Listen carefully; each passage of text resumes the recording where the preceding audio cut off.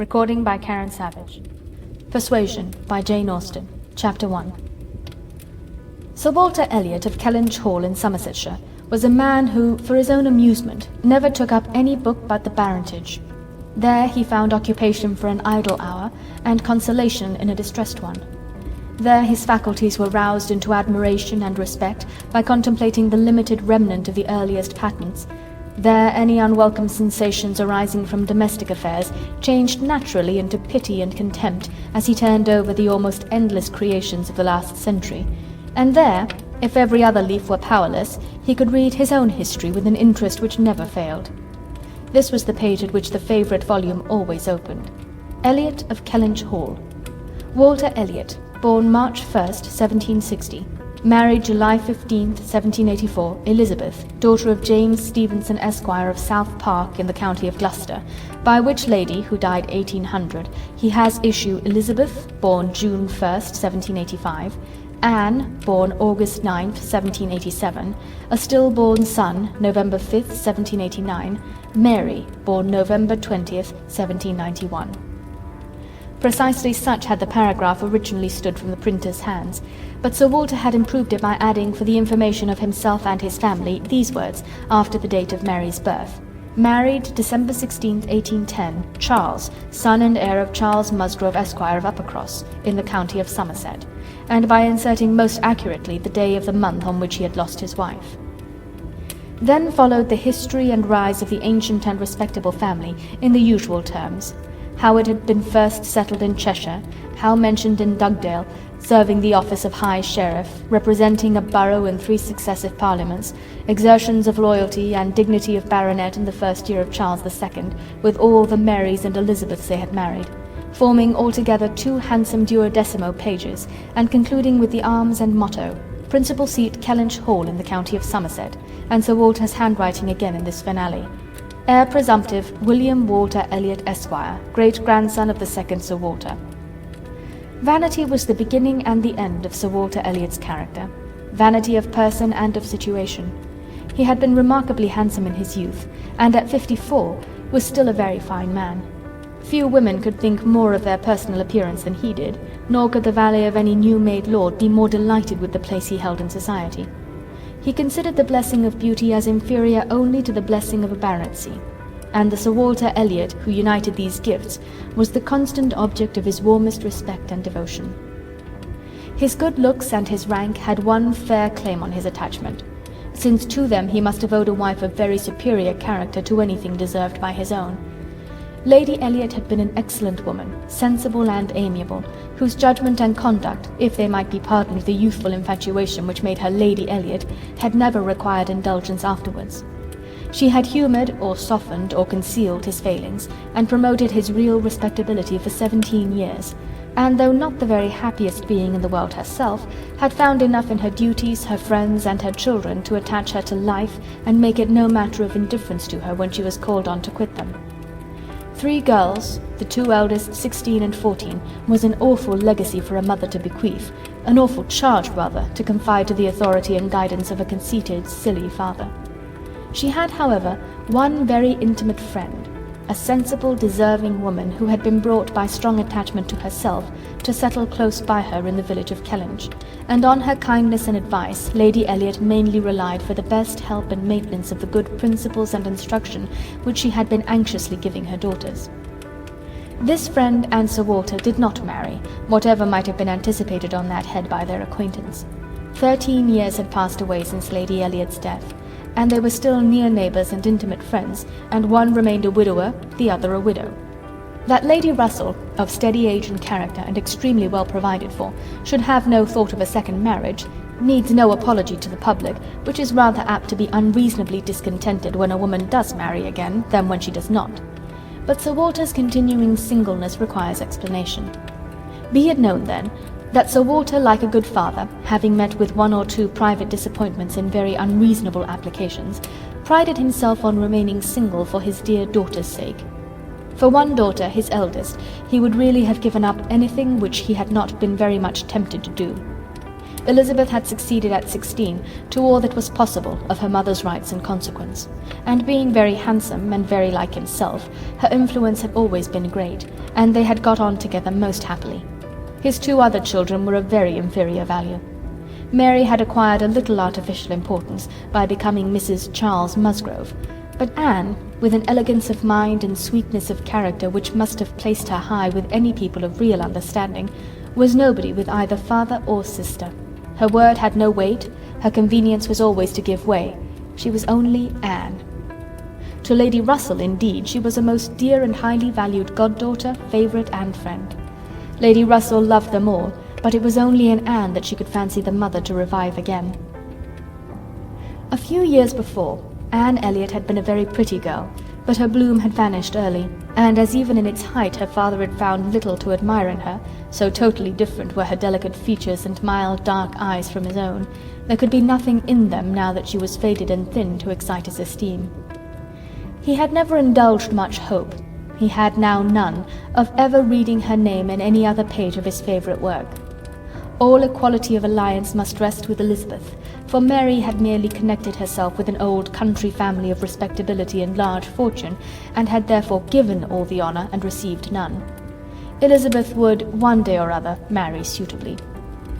It sometimes happens that a woman is handsomer at 29 than she was 10 years before, and generally speaking, if there has been neither ill health nor anxiety, it is a time of life at which scarcely any charm is lost. It was so with Elizabeth, still the same handsome Miss Elliot that she had begun to be 13 years ago, and Sir Walter might be excused therefore in forgetting her age, or at least be deemed only half a fool for thinking himself and Elizabeth as blooming as ever amidst the wreck of the good looks of everybody else, for he could plainly see how old all the rest of his family and acquaintance were growing. Anne haggard, Mary coarse, every face in the neighbourhood worsting, and the rapid increase of the crow's foot about Lady Russell's temples had long been a distress to him. Elizabeth did not quite equal her father in personal contentment. 13 years had seen her mistress of Kellynch Hall, presiding and directing with a self-possession and decision which could never have given the idea of her being younger than she was. For 13 years she had been doing the honours, and laying down the domestic law at home, and leading the way to the 𝕬𝖊𝖓, and walking immediately after Lady Russell out of all the drawing-rooms and dining-rooms in the country. 13 winters' revolving frosts had seen her opening every ball of credit which a scanty neighbourhood afforded, and 13 springs shone their blossoms as she travelled up to London with her father for a few weeks' annual enjoyment of the great world. She had the remembrance of all this. She had the consciousness of being 29 to give her some regrets and some apprehensions. She was fully satisfied of being still quite as handsome as ever, but she felt her approach to the years of danger, and would have rejoiced to be certain of being properly solicited by baronet blood within the next 12-month or 2. Then might she again take up the book of books with as much enjoyment as in her early youth, but now she liked it not. Always to be presented with the date of her own birth, and see no marriage follow but that of a youngest sister, made the book an evil, and more than once, when her father had left it open on the table near her, had she closed it with averted eyes and pushed it away. She had had a disappointment, moreover, which that book, and especially the history of her own family, must ever present the remembrance of. The heir presumptive, the very William Walter Elliot, Esquire, whose rights had been so generously supported by her father, had disappointed her. She had, while a very young girl, as soon as she had known him to be, in the event of her having no brother, the future baronet, meant to marry him, and her father had always meant that she should. He had not been known to them as a boy, but soon after Lady Elliot's death, Sir Walter had sought the acquaintance, and though his overtures had not been met with any warmth, he had persevered in seeking it, making allowances for the modest drawing back of youth. And in one of their spring excursions to London, when Elizabeth was in her first bloom, Mr. Elliot had been forced into the introduction. He was at that time a very young man, just engaged in the study of law, and Elizabeth found him extremely agreeable, and every plan in his favour was confirmed. He was invited to Kellynch Hall, he was talked of and expected all the rest of the year, but he never came. The following spring he was seen again in town, found equally agreeable, again encouraged, invited and expected, and again he did not come. And the next tidings were that he was married. Instead of pushing his fortune in the line marked out for the heir of the house of Elliot, he had purchased independence by uniting himself to a rich woman of inferior birth. Sir Walter had resented it, As the head of the house, he felt that he ought to have been consulted, especially after taking the young man so publicly by the hand. For they must have been seen together, he observed, once at Tattersall's and twice in the lobby of the House of Commons. His disapprobation was expressed, but apparently very little regarded. Mr. Elliot had attempted no apology, and shown himself as unsolicitous of being longer noticed by the family, as Sir Walter considered him unworthy of it. All acquaintance between them had ceased. This very awkward history of Mr. Elliot was still, after an interval of several years, felt with anger by Elizabeth, who had liked the man for himself, and still more for being her father's heir, and whose strong family pride could see only in him a proper match for Sir Walter Elliot's eldest daughter. There was not a baronet from A to Z whom her feelings could have so willingly acknowledged as an equal. Yet so miserably had he conducted himself, that though she was at this present time, the summer of 1814, wearing black ribbons for his wife, she could not admit him to be worth thinking of again. The disgrace of his first marriage might, perhaps, as there was no reason to suppose it perpetuated by offspring, have been got over, had he not done worse. But he had, as by the customary intervention of kind friends they had been informed, spoken most disrespectfully of them all, most slightingly and contemptuously of the very blood he belonged to, and the honours which were hereafter to be his own. This could not be pardoned. Such were Elizabeth Elliot's sentiments and sensations, such the cares to alloy, the agitations to vary, the sameness and the elegance, the prosperity and the nothingness of her scene of life. Such the feelings to give interest to a long, uneventful residence in one country circle, to fill the vacancies which there were no habits of utility abroad, no talents or accomplishments for home to occupy. But now another occupation and solicitude of mind was beginning to be added to these. Her father was growing distressed for money. She knew that when he now took up the baronetage, it was to drive the heavy bills of his tradespeople and the unwelcome hints of Mr. Shepherd, his agents, from his thought.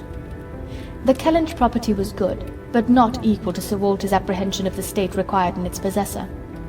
While Lady Elliot lived, there had been method, moderation, and economy, which had just kept him within his income, but with her had died all such right-mindedness, and from that period he had been constantly exceeding it. It had not been possible for him to spend less. He had done nothing but what Sir Walter Elliot was imperiously called on to do. But blameless as he was not only growing dreadfully in debt, but was hearing of it so often that it became vain to attempt concealing it longer, even partially, from his daughter. He had given her some hints of it the last spring in town. He had gone so far even as to say, "Can we retrench? Does it occur to you that there is any one article in which we can retrench?" And Elizabeth, to do her justice, had, in the first ardour of female alarm, set seriously to think what could be done, and had finally proposed these two branches of economy: to cut off some unnecessary charities, and to refrain from new furnishing the drawing-room, to which expedients she afterwards added the happy thought of their taking no present down to Anne, as had been the usual yearly custom. But these measures, however good in themselves, were insufficient for the real extent of the evil, the whole of which Sir Walter found himself obliged to confess to her soon afterwards. Elizabeth had nothing to propose of deeper efficacy. She felt herself ill-used and unfortunate, as did her father, and they were neither of them able to devise any means of lessening their expenses without compromising their dignity or relinquishing their comforts in a way not to be borne. There was only a small part of his estate that Sir Walter could dispose of, but had every acre been alienable, it would have made no difference. He had condescended to mortgage as far as he had the power, but he would never condescend to sell. No, he would never disgrace his name so far. The Kellynch estate should be transmitted whole and entire as he had received it.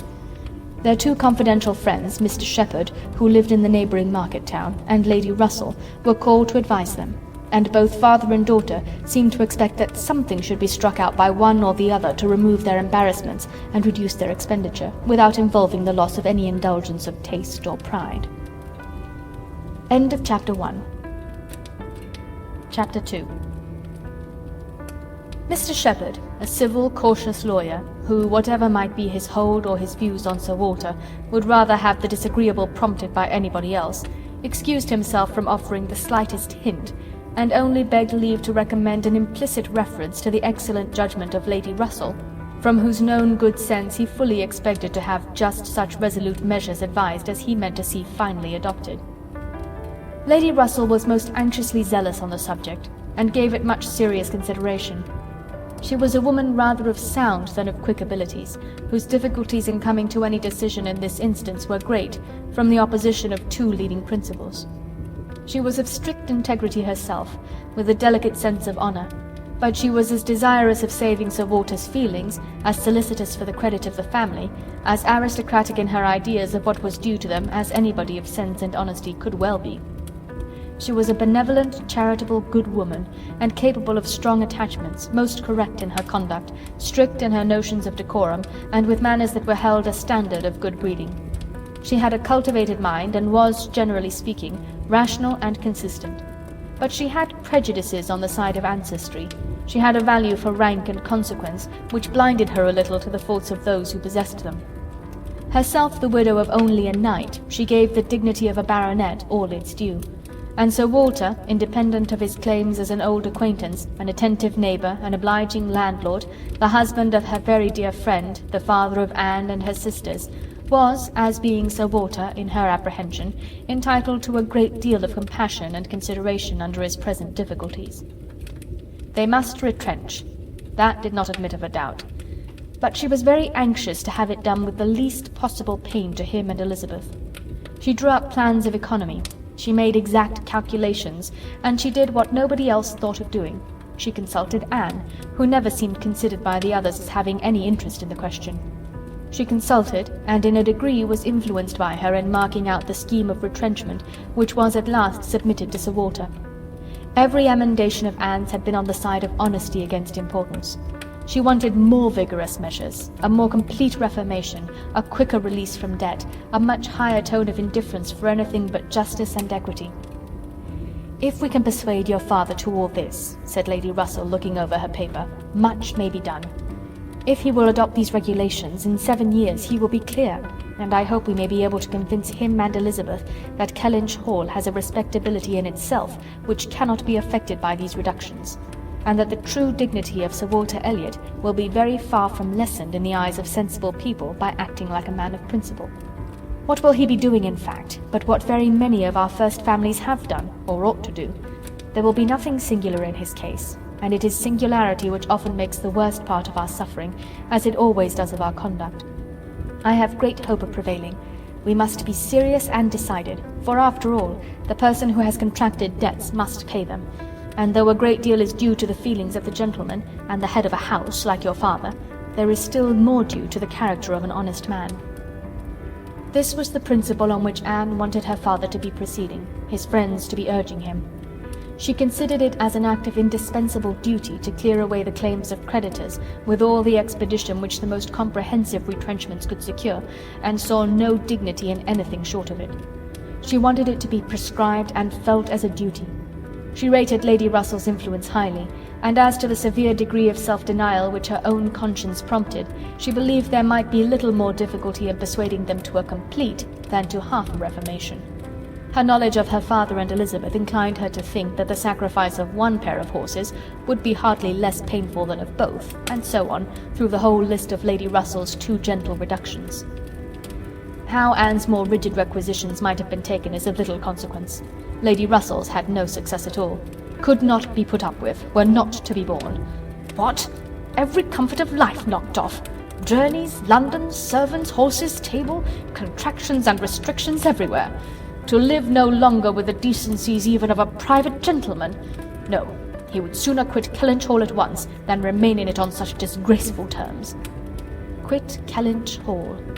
The hint was immediately taken up by Mr. Shepherd, whose interest was involved in the reality of Sir Walter's retrenching, and who was perfectly persuaded that nothing would be done without a change of abode.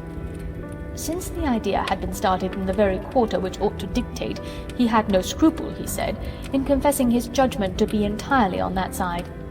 It did not appear to him that Sir Walter could materially alter his style of living in a house which had such a character of hospitality and ancient dignity to support. In any other place, Sir Walter might judge for himself, and would be looked up to as regulating the modes of life in whatever way he might choose to model his household. Sir Walter would quit Kellynch Hall, and after a very few days more of doubt and indecision, the great question of whither he should go was settled, and the first outline of this important change made out.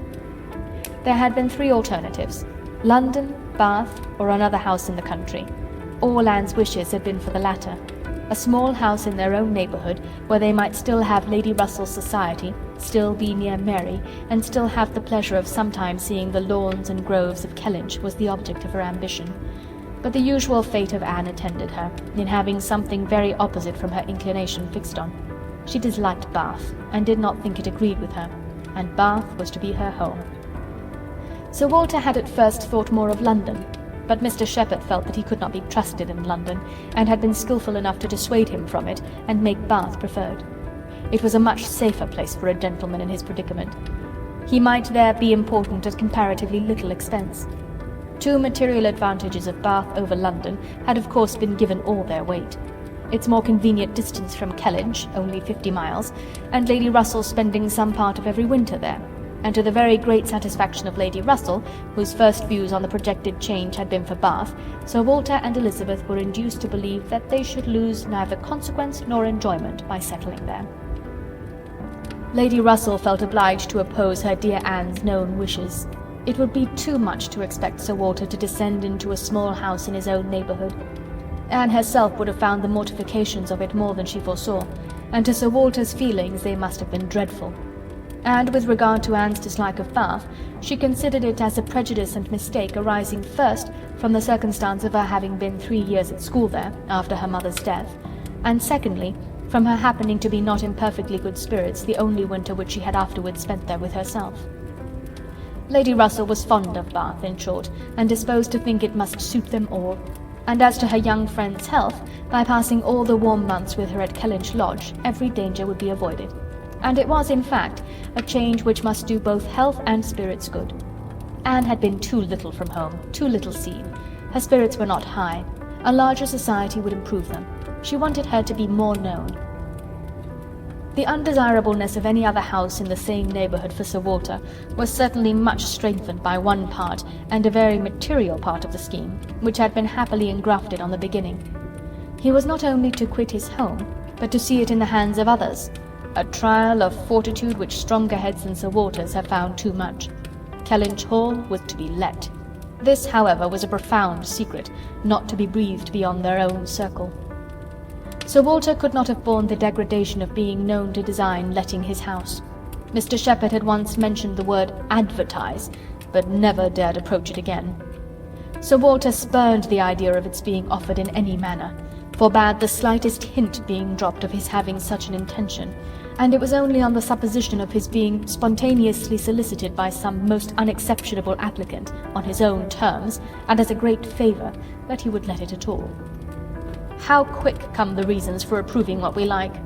Lady Russell had another excellent one at hand, for being extremely glad that Sir Walter and his family were to remove from the country. Elizabeth had been lately forming an intimacy which she wished to see interrupted. It was with the daughter of Mr. Shepherd, who had returned, after an unprosperous marriage, to her father's house, with the additional burden of 2 children. She was a clever young woman, who understood the art of pleasing at least, at Kellynch Hall, and who made herself so acceptable to Miss Elliot as to have been already staying there more than once, in spite of all that Lady Russell, who thought it a friendship quite out of place, could hint of caution and reserve. Lady Russell indeed had scarcely any influence with Elizabeth, and seemed to love her rather because she would love her than because Elizabeth deserved it. She had never received from her more than outward attention, nothing beyond the observances of complaisance, had never succeeded in any point which she wanted to carry against previous inclination.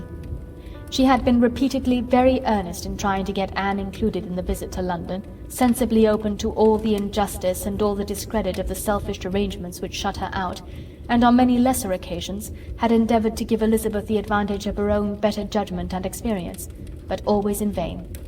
Elizabeth would go her own way, and never had she pursued it in more decided opposition to Lady Russell than in this selection of Mrs. Clay, turning from the society of so deserving a sister to bestow her affection and confidence on one who ought to have been nothing to her but the object of distant civility. From situation, Mrs. Clay was, in Lady Russell's estimate, a very unequal, and in her character she believed a very dangerous companion, and a removal that would leave Mrs. Clay behind, and bring a choice of more suitable intimates within Miss Elliot's reach, was therefore an object of first-rate importance. End of Chapter 2. Chapter 3. "I must take leave to observe, Sir Walter," said Mr. Shepherd one morning at Kellynch Hall, as he laid down the newspaper, "that the present juncture is much in our favour. This peace will be turning all our rich naval officers ashore. They will be all wanting a home. Could not be a better time, Sir Walter, for having a choice of tenants, very responsible tenants. Many a noble fortune has been made during the war. If a rich admiral were to come in our way, Sir Walter—" "He would be a very lucky man, Shepherd," replied Sir Walter. "That's all I have to remark. A prize indeed would Kellynch Hall be to him, rather the greatest prize of all, let him have taken ever so many before, hey, Shepherd?" Mr. Shepherd laughed, as he knew he must, at this wit, and then added, "I presume to observe, Sir Walter, that in the way of business, gentlemen of the navy are well to deal with. I have had a little knowledge of their methods of doing business, and I am free to confess that they have very liberal notions, and are as likely to make desirable tenants as any set of people one should meet with. Therefore, Sir Walter, what I would take leave to suggest is, that if in consequence of any rumours getting abroad of your intention, which must be contemplated as a possible thing, because we know how difficult it is to keep the actions and designs of one part of the world from the notice and curiosity of the other, consequence has its tax. I, John Shepherd, might conceal any family matters that I chose, for nobody would think it worth their while to observe me. But Sir Walter Elliot has eyes upon him, which it may be very difficult to elude, and therefore thus much I venture upon, that it will not greatly surprise me if, with all our caution, some rumour of the truth should get abroad, in the supposition of which, as I was going to observe, since applications will unquestionably follow, I should think any from our wealthy naval commanders particularly worth attending to, and beg leave to add that 2 hours will bring me over at any time, to save you the trouble of replying." Sir Walter only nodded. But soon afterwards, rising and pacing the room, he observed sarcastically, "There are few among the gentlemen of the navy, I imagine, who would not be surprised to find themselves in a house of this description." "They would look around them, no doubt, and bless their good fortune," said Mrs. Clay, for Mrs. Clay was present. Her father had driven her over, nothing being of so much use to Mrs. Clay's health as a drive to Kellynch. "But I quite agree with my father in thinking a sailor might be a very desirable tenant. I have known a good deal of the profession, and besides their liberality, they are so neat and careful in all their ways. These valuable pictures of yours, Sir Walter, if you chose to leave them, would be perfectly safe. Everything in and about the house would be taken such excellent care of. The gardens and shrubberies would be kept in almost as high order as they are now. You need not be afraid, Miss Elliot, of your own sweet flower gardens being neglected." "As to all that," rejoined Sir Walter coolly, "supposing I were induced to let my house, I have by no means made up my mind as to the privileges to be annexed to it. I am not particularly disposed to favour a tenant. The park would be open to him, of course, and few navy officers or men of any other description can have had such a range. But what restrictions I might impose on the use of the pleasure grounds is another thing. I am not fond of the idea of my shrubberies being always approachable, and I should recommend Miss Elliot to be on her guard with respect to her flower garden. I am very little disposed to grant a tenant of Kellynch Hall any extraordinary favour, I assure you, be he sailor or soldier."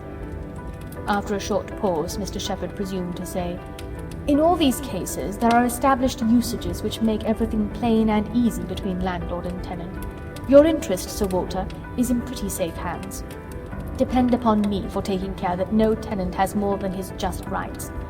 I venture to hint that Sir Walter Elliot cannot be half so jealous for his own as John Shepherd will be for him." Here Anne spoke. "The navy, I think, who have done so much for us, have at least an equal claim with any other set of men, for all the comforts and all the privileges which any home can give. Sailors work hard enough for their comforts, we must all allow." "Very true, very true. What Miss Anne says is very true," was Mr. Shepherd's rejoinder, and "Oh, certainly," was his daughter's. But Sir Walter's remark was, soon afterwards, "The profession has its utility, but I should be sorry to see any friend of mine belonging to it." "Indeed," was the reply, and with a look of surprise. "Yes, it is in 2 points offensive to me. I have 2 strong grounds of objection to it. First, as being the means of bringing persons of obscure birth into undue distinction, and raising men to honours which their fathers and grandfathers never dreamt of. And secondly, as it cuts up a man's youth and vigour most horribly. A sailor grows old sooner than any other man. I have observed it all my life. A man is in greater danger in the navy of being insulted by the rise of one whose father his father might have disdained to speak to, and of becoming prematurely an object of disgust himself, than in any other line. One day last spring in town I was in company with two men, striking instances of what I am talking of. Lord St. Ives, whose father we all know to have been a country curate, without bread to eat. I was to give place to Lord St. Ives and a certain Admiral Baldwin, the most deplorable-looking personage you can imagine.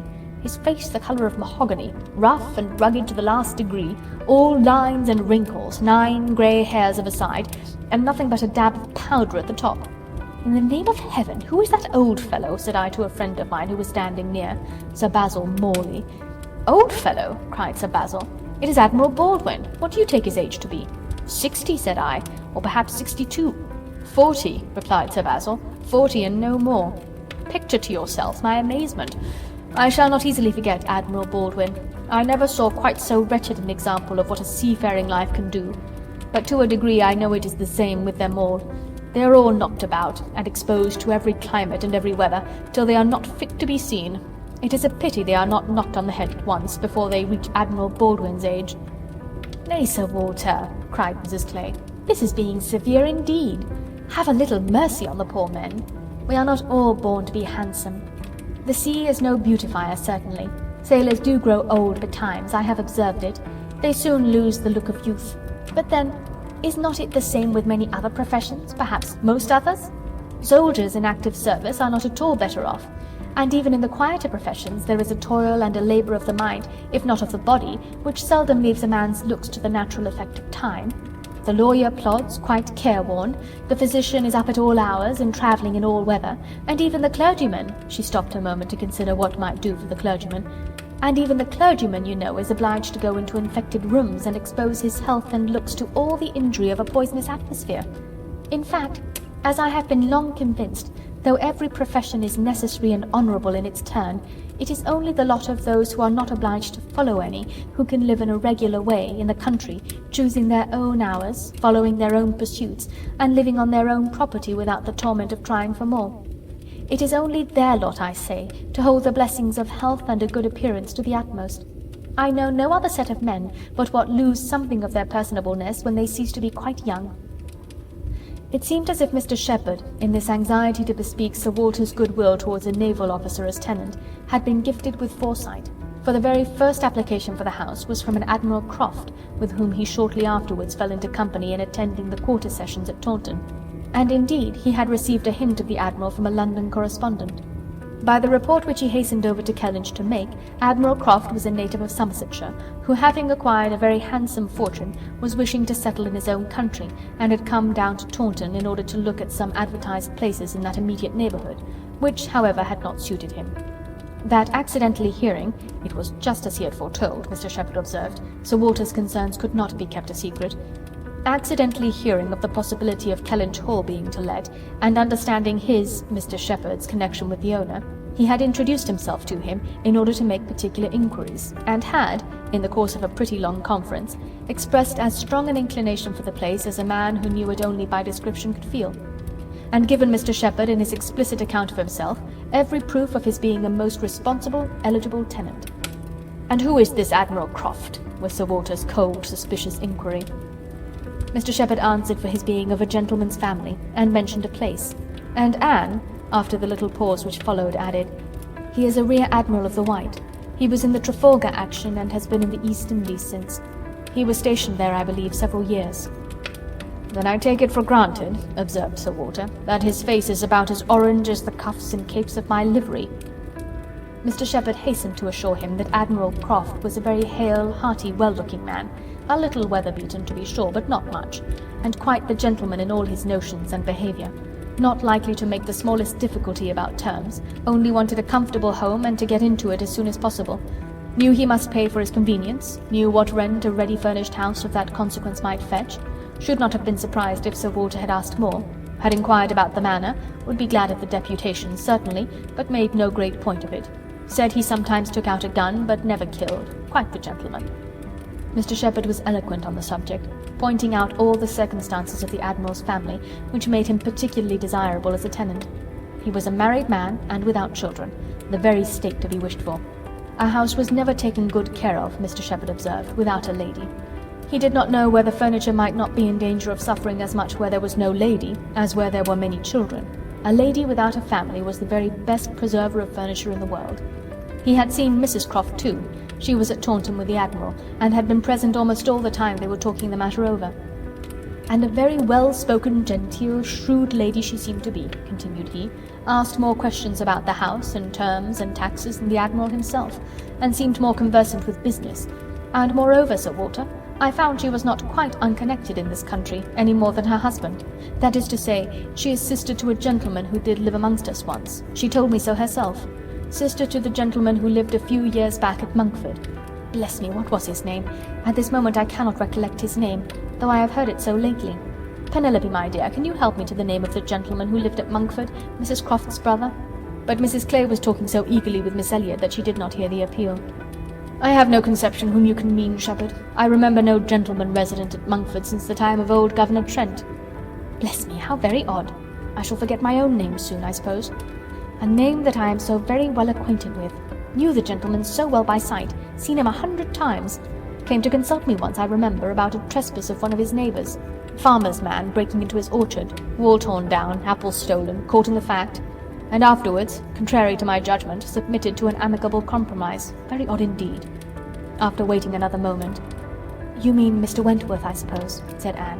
Mr. Shepherd was all gratitude. "Wentworth was the very name. Mr. Wentworth was the very man. He had the curacy of Monkford, you know, Sir Walter, some time back, for 2 or 3 years. Came there about the year 5, I take it. You remember him, I am sure." "Wentworth? Oh, aye, Mr. Wentworth, curate of Monkford. You misled me by the term gentleman. I thought you were speaking of some man of property. Mr. Wentworth was nobody, I remember. Quite unconnected, nothing to do with the Strafford family. One wonders how the names of many of our nobility become so common." As Mr. Shepherd perceived that this connection of the Crofts did them no service with Sir Walter, he mentioned it no more, returning with all his zeal to dwell on the circumstances more indisputably in their favour: their age and number and fortune, the high idea they had formed of Kellynch Hall, and extreme solicitude for the advantage of renting it, making it appear as if they ranked nothing beyond the happiness of being the tenants of Sir Walter Elliot. An extraordinary taste, certainly, could they have been supposed in the secret of Sir Walter's estimate of the dues of a tenant. It succeeded, however, and though Sir Walter must ever look with an evil eye on anyone intending to inhabit that house, and think them infinitely too well off in being permitted to rent it on the highest terms, he was talked into allowing Mr. Shepherd to proceed in the treaty, and authorizing him to wait on Admiral Croft, who still remained at Taunton, and fix a day for the house being seen. Sir Walter was not very wise, but still, he had experience enough of the world to feel that a more unobjectionable tenant in all essentials than Admiral Croft bid fair to be could hardly offer. So far went his understanding, and his vanity supplied a little additional soothing in the Admiral's situation in life, which was just high enough and not too high. "I have let my house to Admiral Croft" would sound extremely well, very much better than to any mere Mr. A Mr., save perhaps some half-dozen in the nation, always needs a note of explanation. An admiral speaks of his own consequence, and at the same time can never make a baronet look small. In all their dealings and intercourse, Sir Walter Elliot must ever have the precedence. Nothing could be done without a reference to Elizabeth, but her inclination was growing so strong for a removal that she was happy to have it fixed and expedited by a tenant at hand, and not a word to suspend decision was uttered by her. Mr. Shepherd was completely empowered to act, and no sooner had such an end been reached than Anne, who had been a most attentive listener to the whole, left the room to seek the comfort of cool air for her flushed cheeks, and as she walked along a favourite grove, said with a gentle sigh, "A few months more, and he perhaps may be walking here." End of Chapter 3. Chapter 4. He was not Mr. Wentworth, the former curate of Monkford, however suspicious appearances may be, but a certain Captain Frederick Wentworth, his brother, who, being made commander in consequence of the action off St. Domingo, and not immediately employed, had come into Somersetshire in the summer of 1806, and having no parent living, found a home for half a year at Monkford. He was at that time a remarkably fine young man, with a great deal of intelligence, spirit, and brilliancy, and Anne an extremely pretty girl, with gentleness, modesty, taste, and feeling. Half the sum of attraction on either side might have been enough, for he had nothing to do, and she had hardly anybody to love, but the encounter of such lavish recommendations could not fail. They were gradually acquainted, and when acquainted, rapidly and deeply in love. It would be difficult to say which had seen the highest perfection in the other, or which had been the happiest, she in receiving his declarations and proposals, or he in having them accepted. A short period of exquisite felicity followed, and but a short one. Troubles soon arose. Sir Walter, on being applied to, without actually withholding his consent, or saying it should never be, gave it all the negative of great astonishment, great coldness, great silence, and a professed resolution of doing nothing for his daughter. He thought it a very degrading alliance. And Lady Russell, though with more tempered and pardonable pride, received it as a most unfortunate one.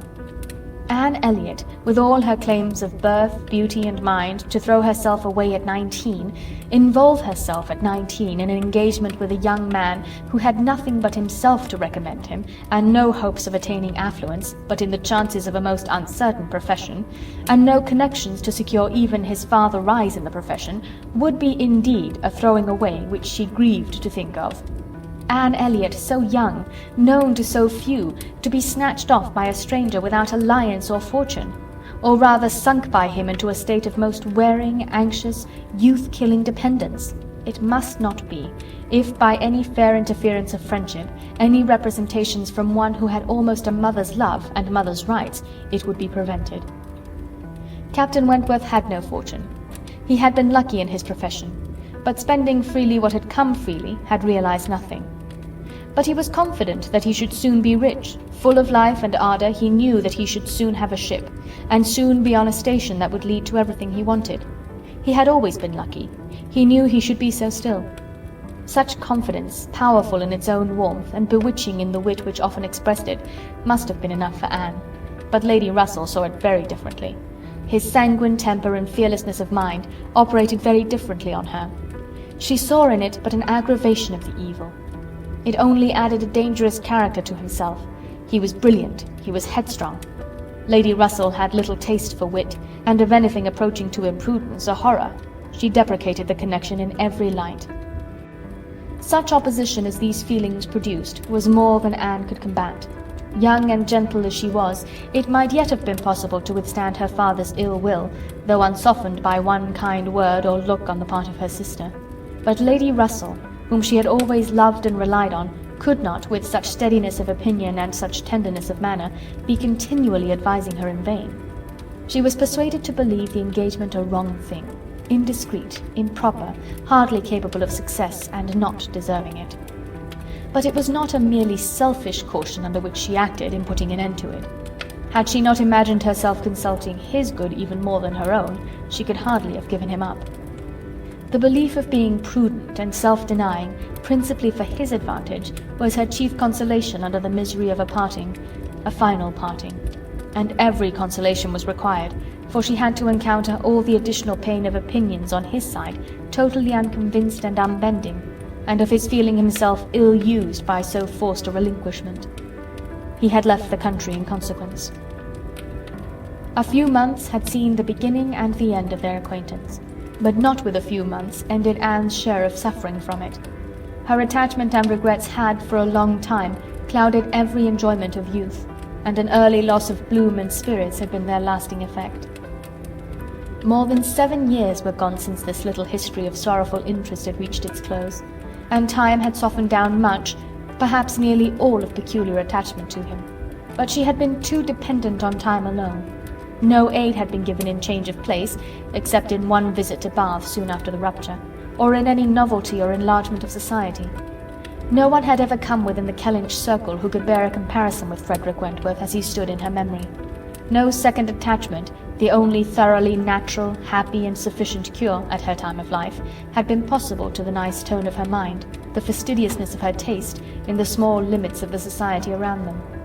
She had been solicited, when about 22, to change her name, by the young man who, not long afterwards, found a more willing mind in her younger sister. And Lady Russell had lamented her refusal, for Charles Musgrove was the eldest son of a man whose landed property and general importance was second in that country only to Sir Walter's, and of good character and appearance. And however Lady Russell might have asked yet for something more while Anne was 19, she would have rejoiced to see her at 22 so respectably removed from the partialities and injustice of her father's house, and settled so permanently near herself. But in this case, Anne had left nothing for advice to do, and though Lady Russell, as satisfied as ever with her own discretion, never wished the past undone, she began now to have the anxiety which borders on hopelessness for Anne's being tempted by some man of talents and independence to enter a state for which she held her to be peculiarly fitted by her warm affections and domestic habits. They knew not each other's opinion, either its constancy or its change, on the one leading point of Anne's conduct, for the subject was never alluded to. But Anne, at 27, thought very differently from what she had been made to think at 19. She did not blame Lady Russell. She did not blame herself for having been guided by her. But she felt that were any young person in similar circumstances to apply to her for counsel, they would never receive any of such certain immediate wretchedness, such uncertain future good. She was persuaded that under every disadvantage of disapprobation at home, and every anxiety attending his profession, all their probable fears, delays, and disappointments, she should yet have been a happier woman in maintaining the engagement than she had been in the sacrifice of it, and this, she fully believed, had the usual share, had even more than the usual share, of all such solicitudes and suspense been theirs, without reference to the actual results of their case, which, as it happened, would have bestowed earlier prosperity than could be reasonably calculated on. All his sanguine expectations, all his confidence, had been justified. His genius and ardour had seemed to foresee and to command his prosperous path. He had, very soon after their engagement ceased, got employ, and all that he had told her would follow had taken place. He had distinguished himself, and early gained the other step in rank, and must now, by successive captures, have made a handsome fortune. She had only navy lists and newspapers for her authority, but she could not doubt his being rich, and in favour of his constancy she had no reason to believe him married. How eloquent could Anne Elliot have been! How eloquent at least were her wishes on the side of early warm attachment, and a cheerful confidence in futurity, against that over-anxious caution which seems to insult exertion and distrust Providence. She had been forced into prudence in her youth. She learned romance as she grew older, the natural sequel of an unnatural beginning. With all these circumstances, recollections, and feelings, she could not hear that Captain Wentworth's sister was likely to live at Kellynch without a revival of former pain, and many a stroll and many a sigh were necessary to dispel the agitation of the idea. She often told herself it was folly, before she could harden her nerves sufficiently to feel the continual discussion of the Crofts and their business no evil. She was assisted, however, by that perfect indifference and apparent unconsciousness among the only three of her own friends in the secret of the past, which seemed almost to deny any recollection of it. She could do justice to the superiority of Lady Russell's motives in this, over those of her father and Elizabeth. She could honour all the better feelings of her calmness, but the general air of oblivion among them was highly important from whatever it sprung, and in the event of Admiral Crofts really taking Kellynch Hall, she rejoiced anew over the conviction which had always been most grateful to her, of the past being known to those three only among her connections, by whom no syllable, she believed, would ever be whispered, and in the trust that among his, the brother only with whom he had been residing had received any information of their short-lived engagement. That brother had been long removed from the country, and being a sensible man, and moreover a single man at the time, she had a fond dependence on no human creature's having heard of it from him. The sister, Mrs. Croft, had been out of England, accompanying her husband on a foreign station, and her own sister Mary had been at school while it all occurred, and never admitted, by the pride of some and the delicacy of others, to the smallest knowledge of it afterwards. With these supports, she hoped that the acquaintance between herself and the Crofts, which, with Lady Russell still resident in Kellynch, and Mary fixed only 3 miles off, must be anticipated, need not involve any particular awkwardness. End of Chapter 4. Chapter 5. On the morning appointed for Admiral and Mrs. Croft's seeing Kellynch Hall, Anne found it most natural to take her almost daily walk to Lady Russell's, and keep out of the way till all was over, when she found it most natural to be sorry that she had missed the opportunity of seeing them. This meeting of the two parties proved highly satisfactory, and decided the whole business at once. Each lady was previously well disposed for an agreement, and saw nothing, therefore, but good manners in the other. And with regard to the gentlemen, there was such an hearty good humour, such an open, trusting liberality on the Admiral's side, as could not but influence Sir Walter, who had besides been flattered into his very best and most polished behaviour by Mr. Shepherd's assurances of his being known, by report, to the Admiral, as a model of good breeding. The house and grounds and furniture were approved. The Crofts were approved. Terms, time, everything and everybody was right, and Mr. Shepherd's clerks were set to work without there having been a single preliminary difference to modify of all that this indenture showeth. Sir Walter, without hesitation, declared the Admiral to be the best-looking sailor he had ever met with, and went so far as to say that if his own man might have had the arranging of his hair, he should not be ashamed of being seen with him anywhere, and the Admiral, with sympathetic cordiality, observed to his wife as they drove back through the park, "I thought we should soon come to a deal, my dear, in spite of what they told us at Taunton. The baronet will never set the Thames on fire, but there seems to be no harm in him." Reciprocal comments which would have been esteemed about equal.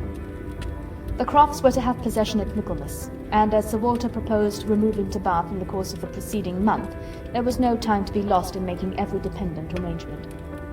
Lady Russell, convinced that Anne would not be allowed to be of any use or any importance in the choice of the house which they were going to secure, was very unwilling to have her hurried away so soon, and wanted to make it possible for her to stay behind till she might convey her to Bath herself after Christmas. But having engagements of her own which must take her from Kellynch for several weeks, she was unable to give the full invitation she wished, and Anne, though dreading the possible heats of September and all the white glare of Bath, and grieving to forego all the influence so sweet and so sad of the autumnal months in the country, did not think that, everything considered, she wished to remain. It would be most right and most wise, and therefore must involve least suffering to go with the others. Something occurred, however, to give her a different duty.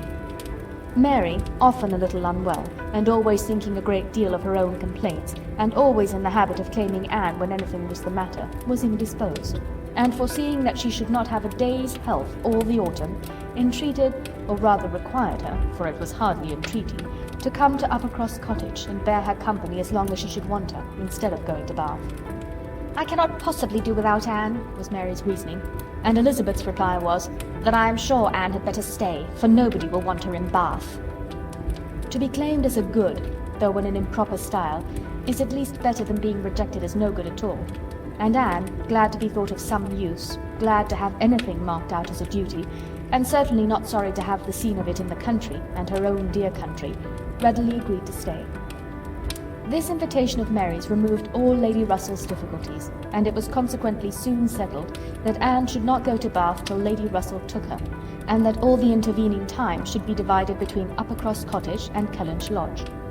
So far all was perfectly right, but Lady Russell was almost startled by the wrong of one part of the Kellynch Hall plan when it burst on her, which was Mrs. Clay's being engaged to go to Bath with Sir Walter and Elizabeth as a most important and valuable assistant to the latter in all the business before her. Lady Russell was extremely sorry that such a measure should have been resorted to at all, wondered, grieved, and feared, and the affront it contained to Anne, in Mrs. Clay's being of so much use while Anne could be of none, was a very sore aggravation. Anne herself was become hardened to such affronts, but she felt the imprudence of the arrangement quite as keenly as Lady Russell. With a great deal of quiet observation, and a knowledge, which she often wished less, of her father's character, she was sensible that results the most serious to his family from the intimacy were more than possible. She did not imagine that her father had at present any idea of the kind. Mrs. Clay had freckles, and a projecting tooth, and a clumsy wrist, which he was continually making severe remarks upon in her absence. But she was young, and certainly altogether well-looking, and possessed, in an acute mind and assiduous pleasing manners, infinitely more dangerous attractions than any merely personal might have been. Anne was so impressed by the degree of their danger that she could not excuse herself from trying to make it perceptible to her sister. She had little hope of success, but Elizabeth, who in the event of such a reverse would be so much more to be pitied than herself, should never, she thought, have reason to reproach her for giving no warning. She spoke and seemed only to offend. Elizabeth could not conceive how such an absurd suspicion should occur to her, and indignantly answered for each party's perfectly knowing their situation. "Mrs. Clay," she said warmly, "never forgets who she is, and as I am rather better acquainted with her sentiments than you can be, I can assure you that upon the subject of marriage they are particularly nice, and that she reprobates all inequality of condition and rank more strongly than most people. And as to my father, I really should not have thought that he, who has kept himself single so long for our sakes, need be suspected now. If Mrs. Clay were a very beautiful woman, I grant you it might be wrong to have her so much with me. Not that anything in the world, I am sure, would induce my father to make a degrading match, but he might be rendered unhappy. But poor Mrs. Clay, who with all her merits could never have been reckoned tolerably pretty, I really think poor Mrs. Clay may be staying here in perfect safety. One would imagine you had never heard my father speak of her personal misfortunes, though I know you must 50 times. That tooth of hers, and those freckles. Freckles do not disgust me so very much as they do him. I have known a face not materially disfigured by a few, but he abominates them. You must have heard him notice Mrs. Clay's freckles. There is hardly any personal defect, replied Anne, which an agreeable manner might not gradually reconcile one to. I think very differently, answered Elizabeth shortly. An agreeable manner may set off handsome features, but can never alter plain ones. However, at any rate, I have a great deal more at stake on this point than anybody else can have. I think it is rather unnecessary in you to be advising me. Anne had done, glad that it was over, and not absolutely hopeless of doing good. Elizabeth, though resenting the suspicion, might yet be made observant by it. The last office of the 4 carriage horses was to draw Sir Walter, Miss Elliot, and Mrs. Clay to Bath. The party drove off in very good spirits. Sir Walter prepared with condescending bows for all the afflicted tenantry and cottagers who might have had a hint to show themselves, and Anne walked up at the same time in a sort of desolate tranquillity to the lodge, where she was to spend the first week. Her friend was not in better spirits than herself. Lady Russell felt this break-up of the family exceedingly. Their respectability was as dear to her as her own, and a daily intercourse had become precious by habit. It was painful to look upon their deserted grounds, and still worse to anticipate the new hands they were to fall into, and to escape the solitariness and the melancholy of so altered a village, and be out of the way when Admiral and Mrs. Croft first arrived. She had determined to make her own absence from home begin when she must give up Anne. Accordingly, their removal was made together, and Anne was set down at Uppercross Cottage in the first stage of Lady Russell's journey. Uppercross was a moderate-sized village, which a few years back had been completely in the old English style, containing only 2 houses superior in appearance to those of the yeomen and labourers. The mansion of the squire, with its high walls, great gates, and old trees, substantial and unmodernized, and the compact, tight parsonage, enclosed in its own neat garden, with a vine and a pear tree trained around its casements. But upon the marriage of the young squire, it had received the improvement of a farmhouse elevated into a cottage for his residence, and Uppercross Cottage, with its veranda, French windows, and other prettiness, was quite as likely to catch the traveller's eye as the more consistent and considerable aspect and premises of the great house, about a quarter of a mile further on. Here Anne had often been staying. She knew the ways of Uppercross as well as those of Kellynch. The 2 families were so continually meeting, so much in the habit of running in and out of each other's house at all hours, that it was rather a surprise to her to find Mary alone. But being alone, her being unwell and out of spirits, was almost a matter of course. Though better endowed than the elder sister, Mary had not Anne's understanding nor temper.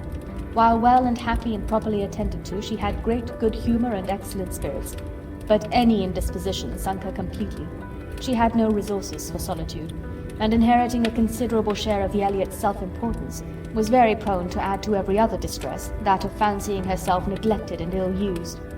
In person she was inferior to both sisters, and had, even in her bloom, only reached the dignity of being a fine girl. She was now lying on the faded sofa of the pretty little drawing-room, the once elegant furniture of which had been gradually growing shabby under the influence of 4 summers and 2 children, and on Anne's appearing greeted her with, "So you are come at last. I began to think I should never see you. I am so ill I can hardly speak. I have not seen a creature the whole morning." "I am sorry to find you unwell," replied Anne. "You sent me such a good account of yourself on Thursday." "Yes, I made the best of it, I always do. But I was very far from well at the time, and I do not think I ever was so ill in my life as I have been all this morning. Very unfit to be alone, I am sure. Suppose I were to be seized of a sudden in some dreadful way, and not be able to ring the bell. So Lady Russell would not get out. I do not think she has been in this house 3 times this summer." Anne said what was proper, and inquired after her husband. "Oh, Charles is out shooting. I have not seen him since 7 o'clock. He would go, though I told him how ill I was. He said he should not stay out long, but he has never come back, and now it is almost 1. I assure you I have not seen a soul this whole long morning." "You have had your little boys with you?" Yes, as long as I could bear their noise, but they are so unmanageable that they do me more harm than good. Little Charles does not mind a word I say, and Walter is growing quite as bad." "Well, you will soon be better now," replied Anne cheerfully. "You know I always cure you when I come. How are your neighbours at the great house?" "I can give you no account of them. I have not seen one of them today except Mr. Musgrove, who just stopped and spoke through the window, but without getting off his horse, and though I told him how ill I was, not one of them have been near me. It did not happen to suit the Miss Musgroves, I suppose, and they never put themselves out of their way. You will see them yet, perhaps before the morning is gone. It is early. I never want them, I assure you. They talk and laugh a great deal too much for me.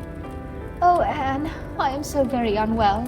It was quite unkind of you not to come on Thursday. My dear Mary, recollect what a comfortable account you sent me of yourself. You wrote in the cheerfullest manner, and said you were perfectly well and in no hurry for me, and that being the case, you must be aware that my wish would be to remain with Lady Russell to the last. And besides what I felt on her account, I have really been so busy, have had so much to do, that I could not very conveniently have left Kellynch sooner. Dear me, what can you possibly have to do? A great many things, I assure you. More than I can recollect in a moment, but I can tell you some. I have been making a duplicate of the catalogue of my father's books and pictures. I have been several times in the garden with Mackenzie, trying to understand and make him understand which of Elizabeth's plants are for Lady Russell. I have had all my own little concerns to arrange, books and music to divide, and all my trunks to repack, from not having understood in time what was intended as to the wagons. And one thing I have had to do, Mary, of a more trying nature, going to almost every house in the parish as a sort of take leave. I was told that they wished it, but all these things took up a great deal of time. Oh well, and after a moment's pause, but you have never asked me one word about our dinner at the Pools yesterday. Did you go then? I have made no inquiries because I concluded you must have been obliged to give up the party. Oh yes, I went. I was very well yesterday. Nothing at all the matter with me till this morning. It would have been strange if I had not gone. I am very glad you were well enough, and I hope you had a pleasant party. Nothing remarkable. One always knows beforehand what the dinner will be and who will be there, and it is so very uncomfortable not having a carriage of one's own. Mr. and Mrs. Musgrove took me, and we were so crowded. They are both so very large, and take up so much room, and Mr. Musgrove always sits forward. So there I was, crowded into the back seat with Henrietta and Louisa, and I think it very likely that my illness today may be owing to it. A little further perseverance and patience and forced cheerfulness on Anne's side produced nearly a cure on Mary's. She could soon sit upright on the sofa, and began to hope she might be able to leave it by dinner time. Then, forgetting to think of it, she was at the other end of the room, beautifying a nosegay.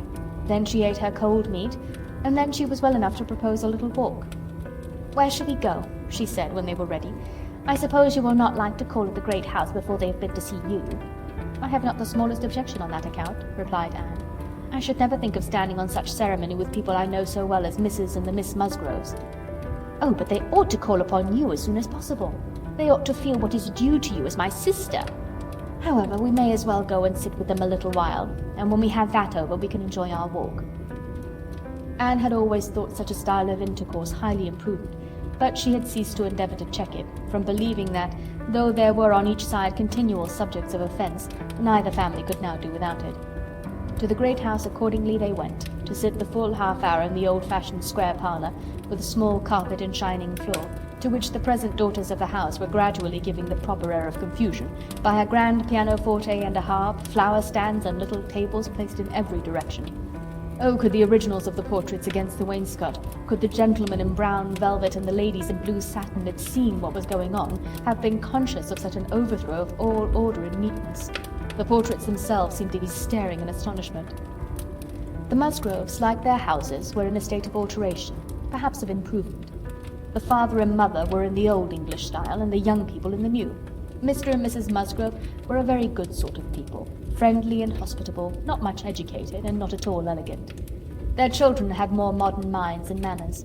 There was a numerous family, but the only two grown up, excepting Charles, were Henrietta and Louisa, young ladies of 19 and 20, who had brought from school at Exeter all the usual stock of accomplishments, and were now, like thousands of other young ladies, living to be fashionable, happy, and merry. Their dress had every advantage, their faces were rather pretty, their spirits extremely good, their manner unembarrassed and pleasant. They were of consequence at home and favourites abroad. Anne always contemplated them as some of the happiest creatures of her acquaintance, but still, saved as we all are by some comfortable feeling of superiority from wishing for the possibility of exchange, she would not have given up her own more elegant and cultivated mind for all their enjoyments, and envied them nothing but that seemingly perfect good understanding and agreement together, that good-humoured mutual affection of which she had known so little herself with either of her sisters. They were received with great cordiality. Nothing seemed amiss on the side of the great house family, which was generally, as Anne very well knew, the least to blame. The half-hour was chatted away pleasantly enough, and she was not at all surprised at the end of it to have their walking party joined by both the Miss Musgroves, at Mary's particular invitation. End of Chapter 5. Chapter 6. Anne had not wanted this visit to Uppercross to learn that a removal from one set of people to another, though at a distance of only 3 miles, will often include a total change of conversation, opinion, and idea.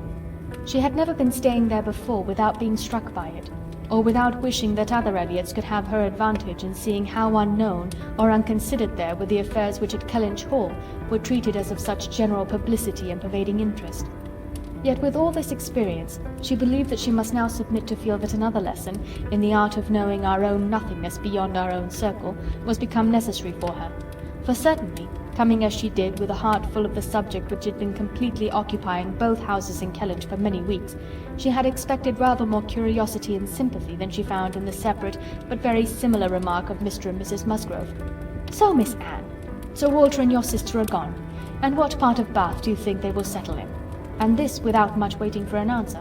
Or in the young lady's edition of, "I hope we shall be in Bath in the winter, but remember, Papa, if we do go we must be in a good situation. None of your Queen squares for us." Or in the anxious supplement from Mary of, "'Pon my word, I shall be pretty well off when you're all gone away to be happy at Bath."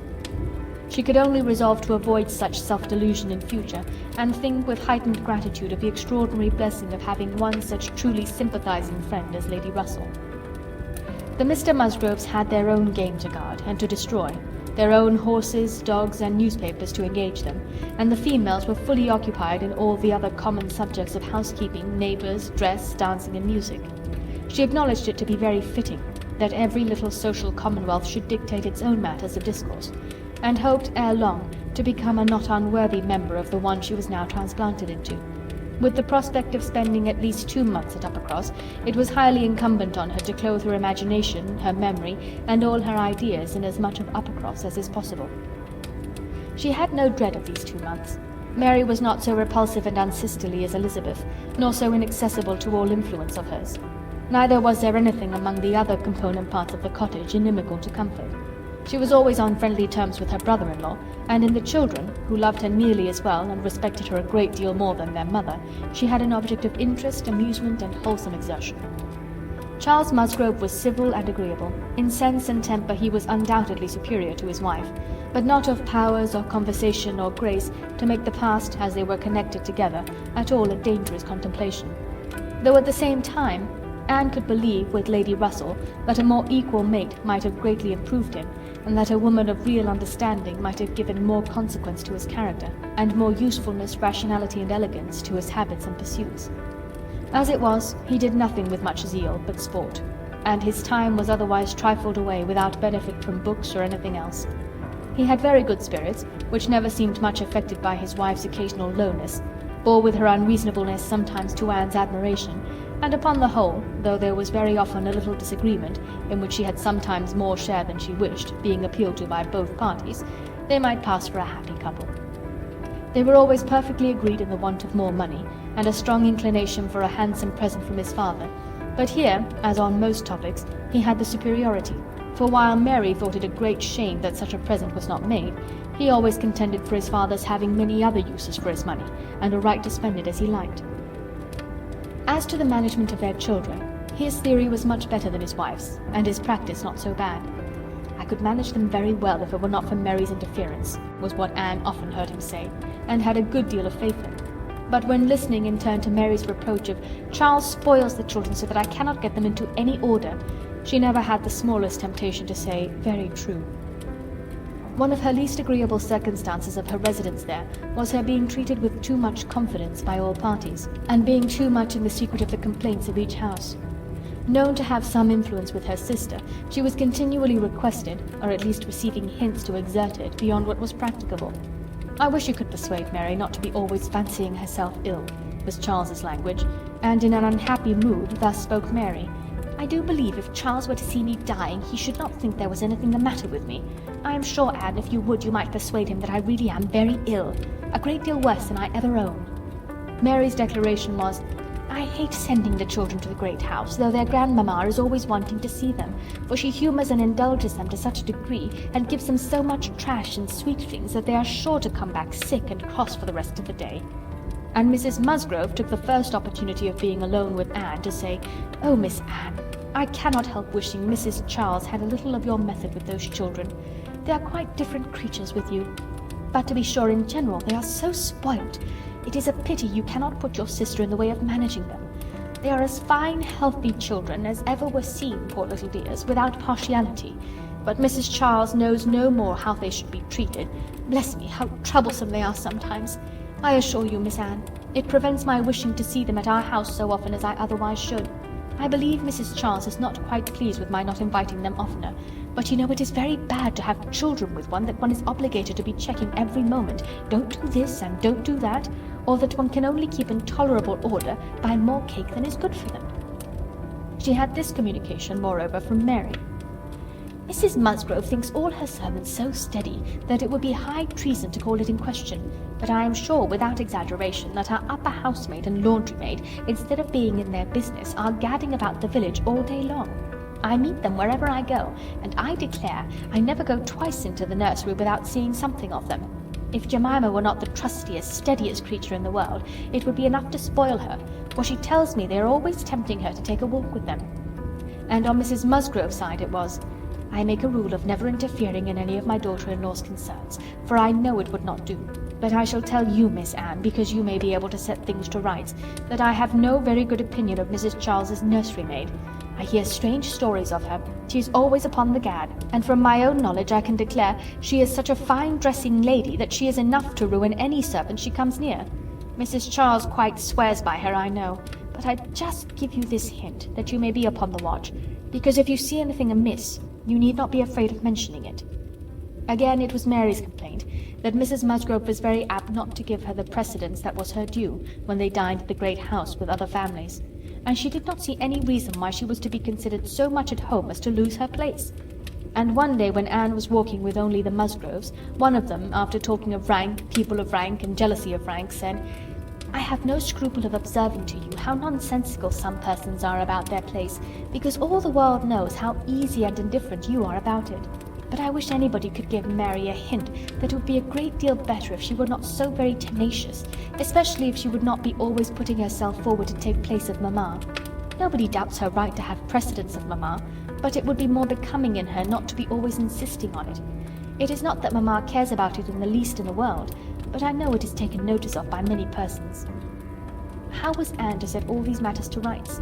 She could do little more than listen patiently, soften every grievance, and excuse each to the other, give them all hints of the forbearance necessary between such near neighbours, and make those hints broadest which were meant for her sister's benefit. In all other respects, her visit began and proceeded very well. Her own spirits improved by change of place and subject, by being removed 3 miles from Kellynch. Mary's ailments lessened by having a constant companion, and their daily intercourse with the other family, since there was neither superior affection, confidence, nor employment in the cottage to be interrupted by it, was rather an advantage.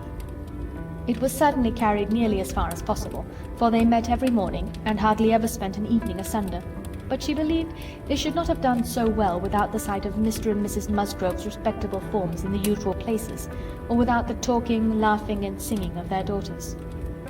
She played a great deal better than either of the Miss Musgroves, but having no voice, no knowledge of the harp, and no fond parents to sit by and fancy themselves delighted, her performance was little thought of, only out of civility, or to refresh the others, as she was well aware.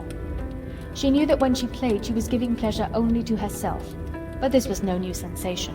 Excepting one short period in her life, she had never, since the age of 14, never since the loss of her dear mother, known the happiness of being listened to or encouraged by any just appreciation or real taste. In music she had always been used to feel alone in the world, and Mr. and Mrs. Musgrove's fond partiality for their own daughter's performance, and total indifference to any other person's, gave her much more pleasure for their sakes than mortification for her own. The party at the great house was sometimes increased by other company. The neighbourhood was not large, but the Musgroves were visited by everybody, and had more dinner parties and more callers, more visitors by invitation and by chance, than any other family. They were more completely popular. The girls were wild for dancing, and the evenings ended occasionally in an unpremeditated little ball. There was a family of cousins within a walk of Uppercross, in less affluent circumstances, who depended on the Musgroves for all their pleasures. They would come at any time and help play at anything or dance anywhere, and Anne, very much preferring the office of musician to a more active post, played country dances to them by the hour together, a kindness which always recommended her musical powers to the notice of Mr. and Mrs. Musgrove more than anything else, and often drew this compliment: "Well done, Miss Anne, very well done indeed. Lord bless me, how those little fingers of yours fly about." So passed the first 3 weeks. Michaelmas came, and now Anne's heart must be in Kellynch again. A beloved home made over to others, all the precious rooms and furniture, groves and prospects, beginning to own other eyes and other limbs. She could not think of much else on the 29th of September, and she had this sympathetic touch in the evening from Mary, who, on having occasion to note down the day of the month, exclaimed, "Dear me, is not this the day the Crofts were to come to Kellynch? I am glad I did not think of it before. How low it makes me." The Crofts took possession with true naval alertness, and were to be visited. Mary deplored the necessity for herself. Nobody knew how much she should suffer. She should put it off as long as she could, but was not easy until she had talked Charles into driving her over on an early day, and was in a very animated, comfortable state of imaginary agitation when she came back. Anne had very sincerely rejoiced in there being no means of her going. She wished, however, to see the Crofts, and was glad to be within when the visit was returned. They came. The master of the house was not at home, but the two sisters were together, and as it chanced that Mrs. Croft fell to the share of Anne, while the Admiral sat by Mary, and made himself very agreeable by his good-humoured notice of her little boys, she was well able to watch for a likeness, and if it failed her in the features, to catch it in the voice, or in the turn of sentiment and expression. Mrs. Croft, though neither tall nor fat, had a squareness, uprightness, and vigour of form which gave importance to her person. She had bright dark eyes, good teeth, and altogether an agreeable face, though her reddened and weather-beaten complexion, the consequence of her having been almost as much at sea as her husband, made her seem to have lived some years longer in the world than her real 38. Her manners were open, easy, and decided, like one who had no distrust of herself, and no doubts of what to do, without any approach to coarseness, however, or any want of good humour. Anne gave her credit indeed for feelings of great consideration towards herself in all that related to Kellynch, and it pleased her, especially as she had satisfied herself in the very first half-minute, in the instant even of introduction, that there was not the smallest symptom of any knowledge or suspicion on Mrs. Croft's side to give a bias of any sort. She was quite easy on that head, and consequently full of strength and courage, till for a moment electrified by Mrs. Croft's suddenly saying, "It was you, and not your sister, I find, that my brother had the pleasure of being acquainted with when he was in this country." Anne hoped she had outlived the age of blushing, but the age of emotion she certainly had not. "Perhaps you may not have heard that he is married," added Mrs. Croft. She could now answer as she ought, and was happy to feel, when Mrs. Croft's next words explained it to be Mr. Wentworth of whom she spoke, that she had said nothing which might not do for either brother. She immediately felt how reasonable it was that Mrs. Croft should be thinking and speaking of Edward, and not of Frederick, and with shame at her own forgetfulness, applied herself to the knowledge of their former neighbour's present state with proper interest. The rest was all tranquillity, till, just as they were moving, she heard the Admiral say to Mary, "We're expecting a brother of Mrs. Croft's here soon. I dare say you know him by name." He was cut short by the eager attacks of the little boys, clinging to him like an old friend, and declaring he should not go, and being too much engrossed by proposals of carrying them away in his coat pockets, etc., to have another moment for finishing or recollecting what he had begun, Anne was left to persuade herself, as well as she could, that the same brother must still be in question. She could not, however, reach such a degree of certainty as not to be anxious to hear whether anything had been said on the subject at the other house, where the Crofts had previously been calling. The folks of the great house were to spend the evening of this day at the cottage, and it being now too late in the year for such visits to be made on foot, the coach was beginning to be listened for, when the youngest Miss Musgrove walked in. That she was coming to apologize, and that they should have to spend the evening by themselves, was the first black idea, and Mary was quite ready to be affronted when Louisa made all right by saying that she only came on foot to leave more room for the harp, which was bringing in the carriage. "And I will tell you our reason," she added, "and all about it. I am come on to give you notice that Papa and Mamma are out of spirits this evening, especially Mamma. She is thinking so much of poor Richard, and we agreed it would be best to have the harp, for it seems to amuse her more than the pianoforte. I will tell you why she is out of spirits. When the Crofts called this morning, they called here afterwards, did not they? They happened to say that her brother, Captain Wentworth, is just returned to England, or paid off or something, and is coming to see them almost directly. And most unluckily it came into Mamma's head when they were gone, that Wentworth, or something very like it, was the name of poor Richard's captain at one time. I do not know when or where, but a great while before he died, poor fellow. And upon looking over his letters and things, she found it was so, and is perfectly sure that this must be the very man, and her head is quite full of it and of poor Richard. So we must be as merry as we can, that she may not be dwelling upon such gloomy things." The real circumstances of this pathetic piece of family history were that the Musgroves had had the ill fortune of a very troublesome, hopeless son, and the good fortune to lose him before he reached his 20th year. That he had been sent to sea because he was stupid and unmanageable on shore, that he had been very little cared for at any time by his family, though quite as much as he deserved, seldom heard of, and scarcely at all regretted when the intelligence of his death abroad had worked its way to Uppercross 2 years before. He had, in fact, though his sisters were now doing all they could for him by calling him poor Richard, been nothing better than a thick-headed, unfeeling, unprofitable Dick Musgrove, who had never done anything to entitle himself to more than the abbreviation of his name, living or dead. He had been several years at sea, and had, in the course of those removals to which all midshipmen are liable, and especially such midshipmen as every captain wishes to get rid of, been 6 months on board Captain Frederick Wentworth's frigate, the Laconia, and from the Laconia he had, under the influence of his captain, written the only 2 letters which his father and mother had ever received from him during the whole of his absence. That is to say, the only 2 disinterested letters. All the rest had been mere applications for money. In each letter he had spoken well of his captain, but yet so little were they in the habit of attending to such matters, so unobservant and incurious were they as to the names of men or ships, that it had made scarcely any impression at the time, and that Mrs. Musgrove should have been suddenly struck this very day with a recollection of the name of Wentworth, as connected with her son, seemed one of those extraordinary bursts of mind which do sometimes occur. She had gone to her letters, and found it all as she supposed, and the re-perusal of these letters, after so long an interval, her poor son gone forever, and all the strength of his faults forgotten, had affected her spirits exceedingly, and thrown her into greater grief for him than she had known on first hearing of his death. Mr. Musgrove was, in a lesser degree, affected likewise, and when they reached the cottage they were evidently in want, first of being listened to anew on this subject, and afterwards of all the relief which cheerful companions could give them. To hear them talking so much of Captain Wentworth, repeating his name so often, puzzling over past years, and at last ascertaining that it probably would, turn out to be the very same Captain Wentworth whom they recollected meeting once or twice after their coming back from Clifton, a very fine young man, but they could not say whether it was 7 or 8 years ago, was a new sort of trial to Anne's nerves. She found, however, that it was one to which she must inure herself. Since he actually was expected in the country, she must teach herself to be insensible on such points. And not only did it appear that he was expected, and speedily, but the Musgroves, in their warm gratitude for the kindness he had shown poor Dick, and the very high respect for his character, stamped as it was by poor Dick's having been 6 months under his care, and mentioning him in strong, though not perfectly well spelt praise, as a fine dashing fellow, only too particular about the schoolmaster, were bent on introducing themselves, and seeking his acquaintance as soon as they could hear of his arrival. The resolution of doing so helped to form the comfort of their evening. End of Chapter 6. Chapter 7.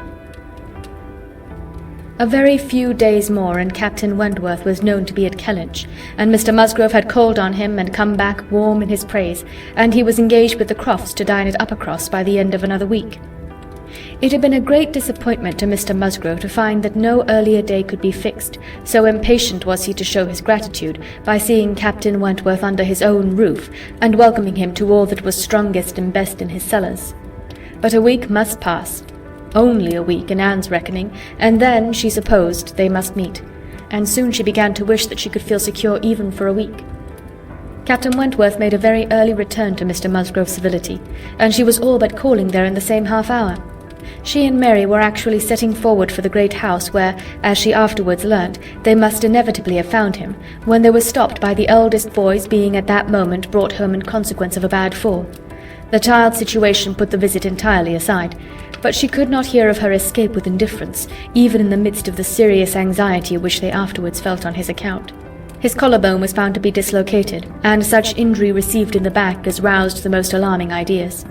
It was an afternoon of distress, and Anne had everything to do at once: the apothecary to send for, the father to have pursued and informed, the mother to support and keep from hysterics, the servants to control, the youngest child to banish, and the poor suffering one to attend and soothe. Besides sending, as soon as she recollected it, proper notice to the other house, which brought her an accession rather of frightened inquiring companions than of very useful assistance. Her brother's return was the first comfort. He could take best care of his wife, and the second blessing was the arrival of the apothecary. Till he came and had examined the child, their apprehensions were the worse for being vague. They suspected great injury, but knew not where. But now the collarbone was soon replaced, and though Mr. Robinson felt and rubbed and looked grave and spoke low words to both the father and the aunt, still they were all to hope the best, and be able to part and eat their dinner in tolerable ease of mind. And then it was, just before they parted, that the two young aunts were able so far to digress from their nephew's state as to give the information of Captain Wentworth's visit, staying 5 minutes behind their father and mother to endeavour to express how perfectly delighted they were with him, how much handsomer, how infinitely more agreeable they thought him than any individual among their male acquaintance who had been at all a favourite before. How glad they had been to hear Papa invite him to stay dinner, how sorry when he said it was quite out of his power, and how glad again when he had promised in reply to Papa and Mamma's farther pressing invitations to come and dine with them on the morrow, actually on the morrow, and he had promised it in so pleasant a manner, as if he felt all the motive of their attention just as he ought. And in short, he had looked and said everything with such exquisite grace that they could assure them all their heads were both turned by him, and off they ran, quite as full of glee as of love, and apparently more full of Captain Wentworth than of little Charles. The same story and the same raptures were repeated when the two girls came with their father through the gloom of the evening to make inquiries, and Mr. Musgrove, no longer under the first uneasiness about his heir, could add his confirmation and praise, and hoped there would now be no occasion for putting Captain Wentworth off, and only be sorry to think that the cottage party, probably, would not like to leave the little boy to give him the meeting. Oh no, as to leaving the little boy, both father and mother were in much too strong and recent alarm to bear the thought, and Anne, in the joy of the escape, could not help adding her warm protestations to theirs. Charles Musgrove indeed afterwards showed more of inclination. The child was going on so well, and he wished so much to be introduced to Captain Wentworth that perhaps he might join them in the evening. He would not dine from home, but he might walk in for half an hour. But in this he was eagerly opposed by his wife with, "Oh no, indeed, Charles, I cannot bear to have you go away. Only think if anything should happen." The child had a good night, and was going on well the next day.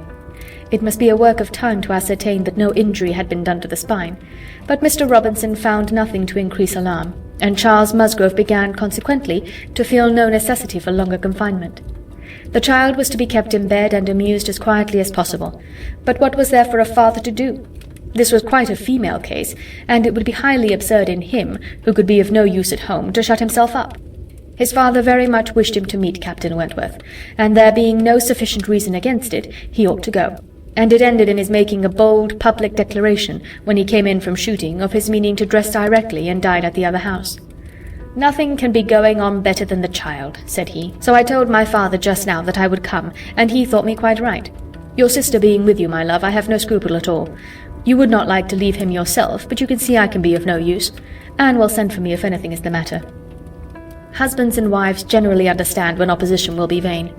Mary knew from Charles's manner of speaking that he was quite determined on going, and that it would be of no use to tease him. She said nothing, therefore, till he was out of the room, but as soon as there was only Anne to hear, "So, you and I are to be left to shift by ourselves, with this poor sick child, and not a creature coming near us all evening. I knew how it would be. This is always my luck. If there is anything disagreeable going on, men are always sure to get out of it, and Charles is as bad as any of them. Very unfeeling, I must say. It is very unfeeling of him to be running away from his poor little boy. Talks of his being going on so well. How does he know that he is going on well, or that there may not be a sudden change half an hour hence? I did not think Charles would have been so unfeeling.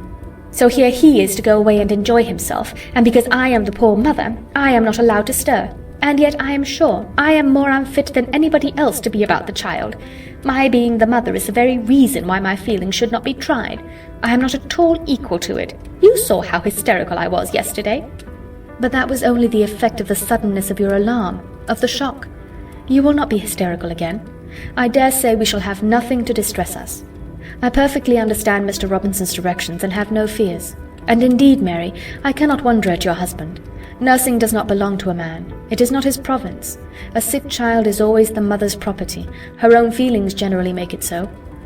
I hope I am as fond of my child as any mother, but I do not know that I am of any more use in the sick room than Charles, for I cannot be always scolding and teasing the poor child when it is ill, and you saw this morning that if I told him to keep quiet he was sure to begin kicking about. I have not nerves for the sort of thing." "But could you be comfortable yourself to be spending the whole evening away from the poor boy?" "Yes, you see his papa can, and why should not I? Jemima is so careful, and she could send us word every hour how he was. I really think Charles might as well have told his father we would all come. I am not more alarmed about little Charles now than he is. I was dreadfully alarmed yesterday, but the case is very different today." "Well, if you do not think it too late to give notice for yourself, suppose you were to go, as well as your husband. Leave little Charles to my care. Mr. and Mrs. Musgrove cannot think it wrong while I remain with him." "Are you serious?" cried Mary, her eyes brightening. "Dear me, that's a very good thought. Very good indeed. To be sure, I may just as well go as not, for I am of no use at home, am I? And it only harasses me. You, who have not a mother's feelings, are a great deal the properest person. You can make little Charles do anything. He always minds you at a word. It will be a great deal better than leaving him only with Jemima. Oh, I shall certainly go. I am sure I ought if I can, quite as much as Charles, for they want me excessively to be acquainted with Captain Wentworth, and I know you do not mind being left alone. An excellent thought of yours indeed, Anne. I will go and tell Charles and get ready directly. You can send for us, you know, at a moment's notice if anything is the matter, but I dare say there will be nothing to alarm you. I should not go, you may be sure, if I did not feel quite at ease about my dear child." The next moment she was tapping at her husband's dressing-room door, and as Anne followed her upstairs, she was in time for the whole conversation, which began with Mary saying in a tone of great exultation, "I mean to go with you, Charles, for I am of no more use at home than you are. If I were to shut myself up forever with the child, I should not be able to persuade him to do anything he did not like. Anne will stay. Anne undertakes to stay at home and take care of him. It is Anne's own proposal. And so I shall go with you, which will be a great deal better, for I have not dined at the other house since Tuesday." "This is very kind of Anne," was her husband's answer, "and I should be very glad to have you go, but it seems rather hard that she should be left at home by herself to nurse our sick child." Anne was now at hand to take up her own cause, and the sincerity of her manner being soon sufficient to convince him, where conviction was at least very agreeable, he had no further scruples as to her being left to dine alone, though he still wanted her to join them in the evening, when the child might be at rest for the night, and kindly urged her to let him come and fetch her, but she was quite unpersuadable. And, this being the case, she had ere long the pleasure of seeing them set off together in high spirits. They were gone, she hoped, to be happy, however oddly constructed such happiness might seem. As for herself, she was left with as many sensations of comfort as were, perhaps, ever likely to be hers. She knew herself to be of the first utility to the child, and what was it to her if Frederick Wentworth were only half a mile distant, making himself agreeable to others? She would have liked to know how he felt as to a meeting. Perhaps indifferent, if indifference could exist under such circumstances. He must be either indifferent or unwilling. Had he wished ever to see her again, he need not have waited till this time. He would have done what she could not but believe that in his place she should have done long ago, when events had early been giving him the independence which alone had been wanting. Her brother and sister came back delighted with their new acquaintance and their visit in general. There had been music, singing, talking, laughing, all that was most agreeable, charming manners in Captain Wentworth, no shyness or reserve. They seemed all to know each other perfectly, and he was coming the very next morning to shoot with Charles. He was to come to breakfast, but not at the cottage, though that had been proposed at first. but then he had been pressed to come to the great house instead, and he seemed afraid of being in Mrs. Charles Musgrove's way on account of the child, and therefore somehow, they hardly knew how, it ended in Charles's being to meet him to breakfast at his father's. Anne understood it. He wished to avoid seeing her. He had inquired after her, she found, slightly, as might suit a former slight acquaintance, seeming to acknowledge such as she had acknowledged, actuated perhaps by the same view of escaping introduction when they were to meet. The morning hours of the cottage were always later than those of the other house, and on the morrow the difference was so great that Mary and Anne were not more than beginning breakfast when Charles came in to say that they were just setting off, that he was come for his dogs, that his sisters were following with Captain Wentworth, his sisters meaning to visit Mary and the child, and Captain Wentworth proposing also to wait on her for a few minutes if not inconvenient, and though Charles had answered for the child's being in no such state as could make it inconvenient, Captain Wentworth would not be satisfied without his running on to give notice. Mary, very much gratified by this attention, was delighted to receive him, while 1,000 feelings rushed on Anne, of which this was the most consoling, that it would soon be over. And it was soon over. In 2 minutes after Charles's preparation, the others appeared. They were in the drawing-room. Her eye half met Captain Wentworth's, a bow, a curtsy passed. She heard his voice, he talked to Mary, said all that was right, said something to the Miss Musgroves, enough to mark an easy footing. The room seemed full of persons and voices, but a few minutes ended it. Charles showed himself at the window, all was ready. Their visitor had bowed and was gone. The Miss Musgroves were gone too, suddenly resolving to walk to the end of the village with the sportsmen. The room was cleared, and Anne might finish her breakfast as she could. "It is over," she repeated to herself again and again, in nervous gratitude. "The worst is over." Mary talked, but she could not attend. She had seen him. They had met. They had been once more in the same room. Soon, however, she began to reason with herself, and tried to be feeling less. 8 years, almost 8 years, had passed since all had been given up. How absurd to be resuming the agitation which such an interval had banished into distance and indistinctness! What might not 8 years do?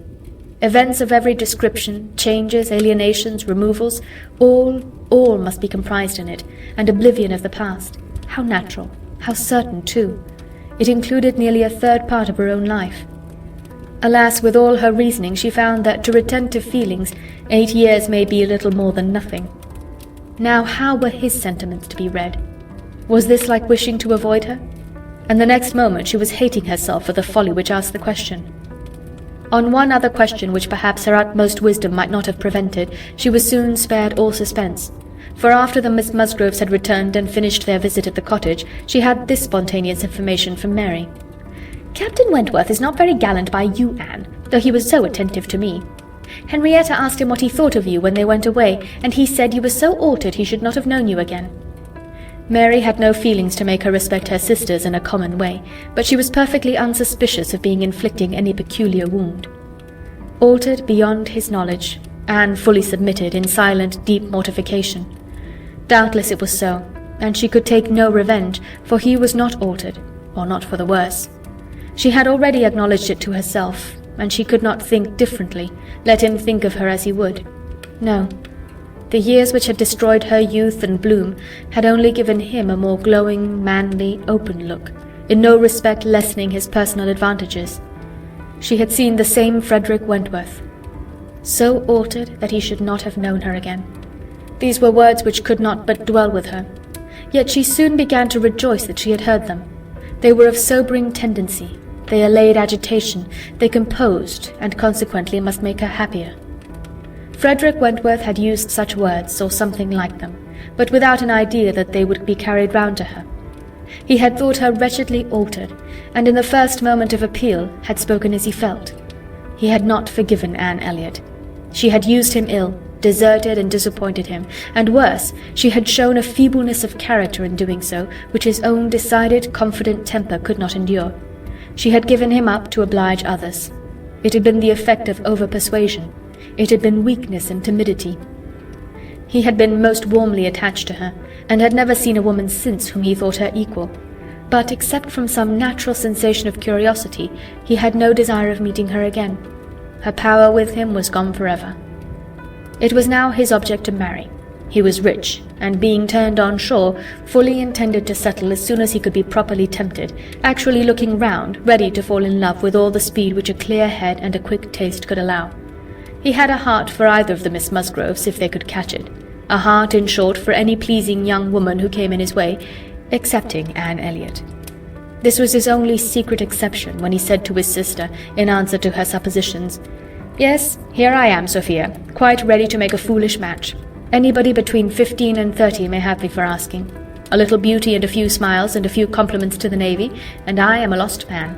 Should not this be enough for a sailor who has had no society among women to make him nice?" He said it, she knew, to be contradicted. His bright, proud eye spoke the conviction that he was nice, and Anne Elliot was not out of his thoughts when he more seriously described the woman he should wish to meet with. A strong mind, with sweetness of manner, made the first and the last of the description. "That is the woman I want," said he. "Something a little inferior I shall of course put up with, but it must not be much. If I am a fool, I shall be a fool indeed, for I have thought on the subject more than most men." End of Chapter 7. Chapter 8. From this time, Captain Wentworth and Anne Elliot were repeatedly in the same circle. They were soon dining in company together at Mr. Musgrove's, for the little boy's state could no longer supply his aunt with a pretence for absenting herself. And this was but the beginning of other dinings and other meetings. Where the former feelings were to be renewed must be brought to the proof. Former times must undoubtedly be brought to the recollection of each. They could not but be reverted to. The year of their engagement could not but be named by him in the little narratives or descriptions which conversation called forth. His profession qualified him, his disposition led him to talk. And that was in the year 6. That happened before I went to sea, and the year 6 occurred in the course of the first evening they spent together. And though his voice did not falter, and though she had no reason to suppose his eye wandering towards her while he spoke, Anne felt the utter impossibility from her knowledge of his mind that he could be unvisited by remembrance any more than herself. There must be the same immediate association of thought, though she was very far from conceiving it to be of equal pain. They had no conversation together, no intercourse but what the commonest civility required. Once so much to each other, now nothing. There had been a time when of all the large party now filling the drawing-room at Uppercross, they would have found it most difficult to cease to speak to one another. With the exception, perhaps, of Admiral and Mrs. Croft, who seemed particularly attached and happy. Anne could allow no other exceptions, even among the married couples. There could have been no two hearts so open, no tastes so similar, no feelings so in unison, no countenances so beloved. Now they were as strangers, nay, worse than strangers, for they could never become acquainted. It was a perpetual estrangement. When he talked, she heard the same voice and discerned the same mind. There was a very general ignorance of all naval matters throughout the party, and he was very much questioned, and especially by the two Miss Musgroves, who seemed hardly to have any eyes but for him, as to the manner of living on board, daily regulations, food, hours, etc., and their surprise at his accounts, at learning the degree of accommodation and arrangement which was practicable, drew from him some pleasant ridicule, which reminded Anne of the early days, when she too had been ignorant, and she too had been accused of supposing sailors to be living on board without anything to eat, or any cook to dress it if there were, or any servant to wait, or any knife and fork to use. From thus listening and thinking, she was roused by a whisper of Mrs. Musgrove's, who, overcome by fond regrets, could not help saying, "Ah, Miss Anne, if it had pleased Heaven to spare my poor son, I dare say he would have been just such another by this time." Anne suppressed a smile, and listened kindly, while Mrs. Musgrove relieved her heart a little more, and for a few minutes, therefore, could not keep pace with the conversation of the others. When she could let her attention take its natural course again, she found the Miss Musgroves just fetching the Navy List, their own Navy List, the first that had ever been at Uppercross, and sitting down together to pore over it, with the professed view of finding out the ships that Captain Wentworth had commanded. "Your first was the Asp, I remember. We will look for the Asp." "You will not find her there. Quite worn out and broken up. I was the last man who commanded her. Hardly fit for service then. Reported fit for home service for a year or two, and so I was sent off to the West Indies." The girls looked all amazement. "The Admiralty," he continued, "entertained themselves now and then with sending a few hundred men to sea in a ship not fit to be employed. But they have a great many to provide for, and among the thousands that may just as well go to the bottom as not, it is impossible for them to distinguish the very set who may be least missed." "Pooh, pooh," cried the Admiral. "What stuff these young fellows talk! Never was a better sloop than the Asp in her day. For an old-built sloop, you would not see her equal. Lucky fellow to get her. He knows there must have been 20 better men than himself applying for her at the same time. Lucky fellow to get anything so soon, and with no more interest in his." "I felt my luck, Admiral, I assure you," replied Captain Wentworth seriously. "I was as well satisfied with my appointment as you can desire. It was a great object with me at that time to be at sea. A very great object. I wanted to be doing something." "To be sure you did. What should a young fellow like you do ashore for half a year together? If a man had not a wife, he soon wants to be afloat again." "But Captain Wentworth," cried Louisa, "how vexed you must have been when you came to the Asp, to see what an old thing they had given you." "I knew pretty well what she was before that day," said he, smiling. "I had no more discoveries to make than you would have as to the fashion and strength of any old pelisse, which you had seen lent about among half your acquaintance ever since you could remember, and which at last, on some very wet days, lent to yourself. Ah, she was a dear old asp to me. She did all that I wanted. I knew she would. I knew that we should either go to the bottom together, or that she would be the making of me, and I never had 2 days of foul weather all the time I was at sea in her. And after taking privateers enough to be very entertaining, I had the good luck in my passage home the next autumn to fall in with the very French frigate I wanted. I brought her into Plymouth, and here another instance of luck. We had not been 6 hours in the Sound when a gale came on which lasted 4 days and nights, and which would have done for poor old Asp in half the time, our touch with a great nation not having much improved our condition. 24 hours later I should only have been a gallant Captain Wentworth in a small paragraph at one corner of the newspapers, and being lost in only a sloop, nobody would have thought about me." Anne's shudderings were to herself alone, but the Miss Musgroves could be as open as they were sincere in their exclamations of pity and horror. "And so then, I suppose," said Mrs. Musgrove in a low voice, as if thinking aloud, "so then he went away to the Laconia, and there he met with our poor boy. Charles, my dear," beckoning him to her, "do ask Captain Wentworth where it was he first met your poor brother. I always forgot." "It was at Gibraltar, mother, I know. Dick had been left ill at Gibraltar with a recommendation from his former captain to Captain Wentworth." "Oh, but Charles, tell Captain Wentworth he need not be afraid of mentioning poor Dick before me, for it would be rather a pleasure to hear him talked of by such a good friend." Charles, being somewhat more mindful of the probabilities of the case, only nodded in reply and walked away. The girls were now hunting for the Laconia, and Captain Wentworth could not deny himself the pleasure of taking the precious volume into his own hands to save them the trouble, and once more read aloud the little statement of her name and rate and present non-commissioned class, observing over it that she too had been one of the best friends man ever had. "Ah, those were pleasant days when I had the Laconia. How fast I made money in her! A friend of mine and I had such a lovely cruise together off the Western Islands. Poor 𝕻𝖊, sister. You know how much he wanted money, worse than myself. He had a wife. Excellent fellow. I shall never forget his happiness. He felt it all so much for her sake. I wish for him again the next summer when I had still the same luck in the Mediterranean." "And I am sure, sir," said Mrs. Musgrove, "it was a lucky day for us when you were put captain into that ship. We shall never forget what you did." Her feelings made her speak low, and Captain Wentworth, hearing only in part, and probably not having Dick Musgrove at all near his thoughts, looked rather in suspense, and as if waiting for more. "My brother," whispered one of the girls.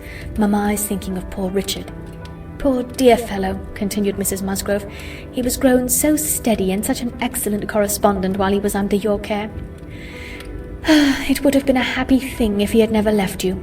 I assure you, Captain Wentworth, we are very sorry he ever left you." There was a momentary expression in Captain Wentworth's face at this speech, a certain glance of his bright eye and curl of his handsome mouth, which convinced Anne that instead of sharing Mrs. Musgrove's kind wishes as to her son, he had probably been at some pains to get rid of him. But it was too transient an indulgence of self-amusement to be detected by any who understood him less than herself. In another moment he was perfectly collected and serious, and almost instantly afterwards coming up to the sofa on which she and Mrs. Musgrove were sitting, took a place by the latter, and entered into conversation with her in a low voice about her son, doing it with so much sympathy and natural grace as showed the kindest consideration for all that was real and unabsurd in her parents' feelings. They were actually on the same sofa, for Mrs. Musgrove had most readily made room for him. They were divided only by Mrs. Musgrove. It was no insignificant barrier indeed. Mrs. Musgrove was of a comfortable, substantial size, infinitely more fitted by nature to express good cheer and good humour than tenderness and sentiment. And while her agitations of Anne's slender form and pensive face may be considered as very completely screened, Captain Wentworth should be allowed some credit for the self-command with which he attended to her large, fat sighings over the destiny of a son whom alive nobody had cared for. Personal size and mental sorrow have certainly no necessary proportions. A large bulky figure has as good a right to be in deep affliction as the most graceful set of limbs in the world. But fair or not fair, there are unbecoming conjunctions which reason will patronize in vain, which taste cannot tolerate, which ridicule will seize. The Admiral, after taking 2 or 3 refreshing turns about the room with his hands behind him, being called to order by his wife, now came up to Captain Wentworth, and without any observation of what he might be interrupting, thinking only of his own thoughts, began with, "If you had been a week later at Lisbon last spring, Frederick, you would have been asked to give a passage to Lady Mary Grierson and her daughters. Should I? I am glad I was not a week later then." The Admiral abused him for his want of gallantry. He defended himself, though, professing that he would never willingly admit any ladies on board a ship of his, excepting for a ball or a visit which a few hours might comprehend. "But if I know myself," said he, "this is from no want of gallantry towards them. It is rather from feeling how impossible it is, with all one's efforts and all one's sacrifices, to make the accommodations on board such as women ought to have. There can be no want of gallantry, Admiral, in rating the claims of women to every personal comfort high, and this is what I do. I hate to hear of women on board, or to see them on board, and no ship under my command shall ever convey a family of ladies anywhere if I can help it." This brought his sister upon him. "Oh, Frederick, but I cannot believe it of you. All idle refinement. Women may be as comfortable on board as in the best house in England. I believe I have lived as much on board as most women, and I know nothing superior to the accommodations of a man-of-war. I declare I have not a comfort or an indulgence about me even at Kellynch Hall," with a kind bow to Anne, "beyond what I always had in most of the ships I have lived in, and they have been 5 altogether." "Nothing to the purpose," replied her brother. "You were living with your husband, and you were the only woman on board. But you yourself brought Mrs. 𝕻𝖊𝖓, her sister, her cousin, and 3 children round from Portsmouth to Plymouth. Where was this superfine, extraordinary sort of gallantry of yours then?" "All merged in my friendship, Sophia. I would assist any brother officer's wife that I could, and I would bring anything of 𝕻𝖊𝖓's from the end of the world if he wanted it. But do not imagine that I did not feel it an evil in itself. Depend upon it, they were all perfectly comfortable. I might not like them the better for that, perhaps. Such a number of women and children have no right to be comfortable on board. My dear Frederick, you are talking quite idly. Pray, what would become of us poor sailors' wives, who often want to be conveyed to one port or another after our husbands, if everybody had your feelings? My feelings, you see, did not prevent my taking Mrs. 𝕻𝖊𝖓 and all her family to Plymouth. But I hate to hear you talking so like a fine gentleman, and as if women were all fine ladies instead of rational creatures. We none of us expect to be in smooth water all our days." "Ah, my dear," said the Admiral, "when he had got a wife he will sing a different tune. When he is married, if we have the good luck to live to another war, we shall see him do as you and I and a great many others have done. We shall have him very thankful to anybody that will bring him his wife." "Aye, that we shall." "Now I have done," cried Captain Wentworth. "When once married people begin to attack me with, 'Oh, you will think very differently when you are married,' I can only say, 'No, I shall not,' and they say again, 'Yes, you will,' and there is an end of it." He got up and moved away. "What a great traveller you must have been, ma'am," said Mrs. Musgrove to Mrs. Croft. "Pretty well, ma'am, in the 15 years of my marriage, though many women have done more. I have crossed the Atlantic 4 times, and have been once to the East Indies and back again, and only once, besides being in different places about home, Cork and Lisbon and Gibraltar. But I never went beyond the Straits, and never was in the West Indies. We do not call Bermuda or Bahama, you know, the West Indies." Mrs. Musgrove had not a word to say in dissent. She could not accuse herself of ever having called them anything in the whole course of her life. "And I do assure you, ma'am," pursued Mrs. Croft, "that nothing can exceed the accommodations of a man-of-war. I speak, you know, of the higher rates. When you come to a frigate, of course, you are more confined, though any reasonable woman may be perfectly happy on one of them, and I can safely say that the happiest part of my life has been spent on board a ship. While we were together, you know, there was nothing to be feared. Thank God, I have always been blessed with excellent health, and no climate disagrees with me. A little disordered always the first 24 hours of going to sea, but never knew what sickness was afterwards. The only time I ever really suffered in body or mind, the only time I ever fancied myself unwell, or had any ideas of danger, was the winter that I passed by myself at Deal, when the Admiral, Captain Croft then, was in the North Seas. I lived in perpetual fright at that time, and had all manner of imaginary complaints from not knowing what to do with myself, or when I should hear from him next. But as long as we could be together, nothing ever ailed me, and I never met with the smallest inconvenience. Aye, to be sure, "Yes, indeed. Oh, yes, I'm quite of your opinion, Mrs. Croft," was Mrs. Musgrove's hearty answer. "There is nothing so bad as a separation. I am quite of your opinion. I know what it is, for Mr. Musgrove always attends the assizes, and I am so glad when they are over, and he is safe back again." The evening ended with dancing. On its being proposed, Anne offered her services as usual, and though her eyes would sometimes fill with tears as she sat at the instrument, she was extremely glad to be employed, and desired nothing in return but to be unobserved. It was a merry, joyous party, and no one seemed in higher spirits than Captain Wentworth. She felt that he had everything to elevate him which general attention and deference, and especially the attention of all the young women, could do. The 𝕬𝖘𝖚𝖊𝖓, the females of the family of cousins already mentioned, were apparently admitted to the honour of being in love with him, and as for Henrietta and Louisa, they both seemed so entirely occupied by him that nothing but the continued appearance of the most perfect goodwill between themselves could have made it credible that they were not decided rivals. If he were a little spoilt by such universal, such eager admiration, who could wonder? These were some of the thoughts which occupied Anne, while her fingers were mechanically at work, proceeding for half an hour together, equally without error and without consciousness. Once she felt that he was looking at herself, observing her altered features, perhaps, trying to trace in them the ruins of the face which had once charmed him. And once she knew that he must have spoken of her. She was hardly aware of it till she heard the answer, but then she was sure of his having asked his partner whether Miss Elliot never danced. The answer was, "Oh no, never. She has quite given up dancing. She had rather play. She is never tired of playing." Once, too, he spoke to her. She had left the instrument on the dancing being over, and he had sat down to try to make out an air which he wished to give the Miss Musgroves an idea of. Unintentionally, she returned to that part of the room. He saw her, and instantly rising, said with studied politeness, "I beg your pardon, madam, this is your seat." And though she immediately drew back with a decided negative, he was not to be induced to sit down again. Anne did not wish for more of such looks and speeches. His cold politeness, his ceremonious grace were worse than anything. End of Chapter 8. Chapter 8. From this time, Captain Wentworth and Anne Elliot were repeatedly in the same circle. They were soon dining in company together at Mr. Musgrove's, for the little boy's state could no longer supply his aunt with a pretence for absenting herself. And this was but the beginning of other dinings and other meetings. Whether former feelings were to be renewed must be brought to the proof. Former times must undoubtedly be brought to the recollection of each. They could not but be reverted to. The year of their engagement could not but be named by him in the little narratives or descriptions which conversation called forth. His profession qualified him, his disposition led him to talk. And that was in the year 6. That happened before I went to sea, in the year 6, occurred in the course of the first evening they spent together. And though his voice did not falter, and though she had no reason to suppose his eye wandering towards her while he spoke, Anne felt the utter impossibility, from her knowledge of his mind, that he could be unvisited by remembrance any more than herself.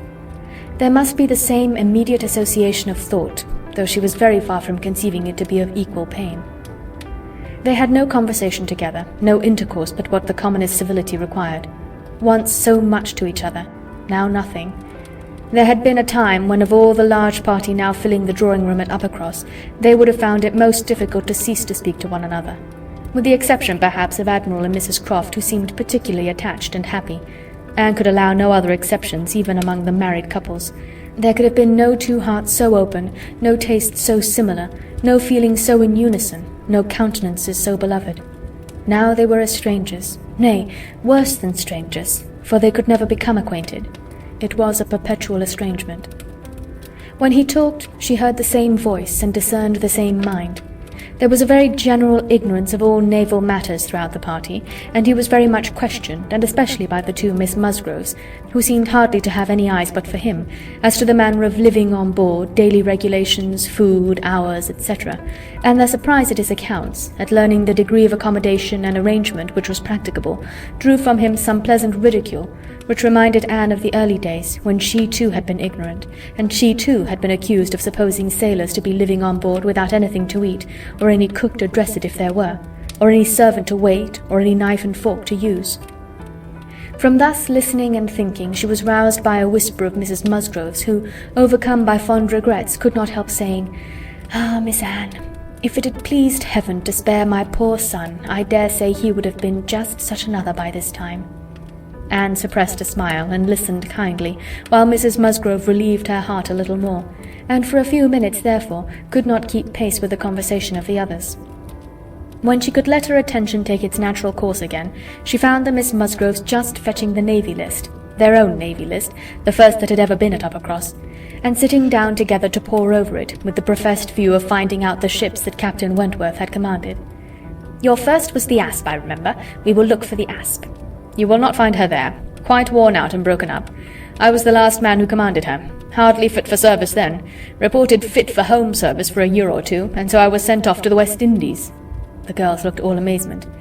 "The Admiralty," he continued, "entertain themselves now and then with sending a few hundred men to sea in a ship not fit to be employed. But they have a great many to provide for, and among the thousands that may just as well go to the bottom as not, it is impossible for them to distinguish the very set who may be least missed." "Pooh, pooh," cried the Admiral. "What stuff these young fellows talk! Never was a better sloop than the Asp in her day. For an old-built sloop you would not see her equal. Lucky fellow to get her. He knows there must have been 20 better men than himself applying for her at the same time. Lucky fellow to get anything so soon, and with no more interest than his." "I felt my luck, Admiral, I assure you," replied Captain Wentworth seriously. "I was as well satisfied with my appointment as you can desire. It was a great object with me at that time to be at sea. A very great object. I wanted to be doing something." "To be sure you did. What should a young fellow like you do ashore for half a year together? If a man had not a wife, he soon wants to be afloat again." "But Captain Wentworth," cried Louisa, "how vexed you must have been when you came to the Asp, to see what an old thing they had given you." "I knew pretty well what she was before that day," said he, smiling. "I had no more discoveries to make than you would have as to the fashion and strength of any old pelisse, which you had seen lent about among half your acquaintance ever since you could remember, and which at last, on some very wet days, lent to yourself. Ah, she was a dear old Asp to me. She did all that I wanted. I knew she would. I knew that we should either go to the bottom together, or that she would be the making of me, and I never had 2 days of foul weather all the time I was at sea in her. And after taking privateers enough to be very entertaining, I had the good luck in my passage home the next autumn to fall in with the very French frigate I wanted. I brought her into Plymouth, and here another instance of luck. We had not been 6 hours in the Sound when a gale came on which lasted 4 days and nights, and which would have done for poor old Asp in half the time, our touch with the great nation not having much improved our condition. 24 hours later I should only have been a gallant Captain Wentworth in a small paragraph at one corner of the newspapers, and being lost in only a sloop, nobody would have thought about me. Anne's shudderings were to herself alone, but the Miss Musgroves could be as open as they were sincere in their exclamations of pity and horror. "And so then, I suppose," said Mrs. Musgrove in a low voice, as if thinking aloud, "so then he went away to the Laconia, and there he met with our poor boy. Charles, my dear," beckoning him to her, "do ask Captain Wentworth where it was he first met your poor brother. I always forgot." "It was at Gibraltar, mother, I know. Dick had been left ill at Gibraltar with a recommendation from his former captain to Captain Wentworth." "Oh, but Charles, tell Captain Wentworth he need not be afraid of mentioning poor Dick before me, for it would be rather a pleasure to hear him talked of by such a good friend." Charles, being somewhat more mindful of the probabilities of the case, only nodded in reply and walked away. The girls were now hunting for the Laconia, and Captain Wentworth could not deny himself the pleasure of taking the precious volume into his own hands to save them the trouble, and once more read aloud the little statement of her name and rate and present non-commissioned class, observing over it that she too had been one of the best friends man ever had. Ah, those were pleasant days when I had the Laconia. How fast I made money in her. A friend of mine and I had such a lovely cruise together off the Western Islands. Poor 𝕻𝖊𝖓, sister. You know how much he wanted money. Worse than myself. He had a wife. Excellent fellow. I shall never forget his happiness. He felt it all so much for her sake. I wish for him again the next summer when I had still the same luck in the Mediterranean. "And I am sure, sir," said Mrs. Musgrove, "it was a lucky day for us when you were put captain into that ship.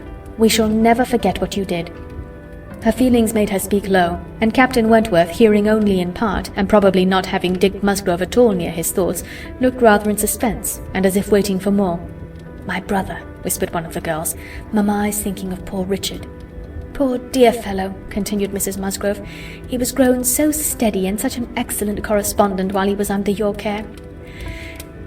It would have been a happy thing if he had never left you. I assure you, Captain Wentworth, we are very sorry he ever left you." There was a momentary expression in Captain Wentworth's face at this speech, a certain glance of his bright eye and curl of his handsome mouth, which convinced Anne that instead of sharing Mrs. Musgrove's kind wishes as to her son, he had probably been at some pains to get rid of him. But it was too transient an indulgence of self-amusement to be detected by any who understood him less than herself. In another moment he was perfectly collected and serious, and almost instantly afterwards coming up to the sofa on which she and Mrs. Musgrove were sitting, took a place by the latter, and entered into conversation with her in a low voice about her son, doing it with so much sympathy and natural grace as showed the kindest consideration for all that was real and unabsurd in her parents' feelings. They were actually on the same sofa, for Mrs. Musgrove had most readily made room for him. They were divided only by Mrs. Musgrove. It was no insignificant barrier indeed. Mrs. Musgrove was of a comfortable, substantial size, infinitely more fitted by nature to express good cheer and good humour than tenderness and sentiment. And while her agitations of Anne's slender form and pensive face may be considered as very completely screened, Captain Wentworth should be allowed some credit for the self-command with which he attended to her large, fat sighings over the destiny of a son whom alive nobody had cared for.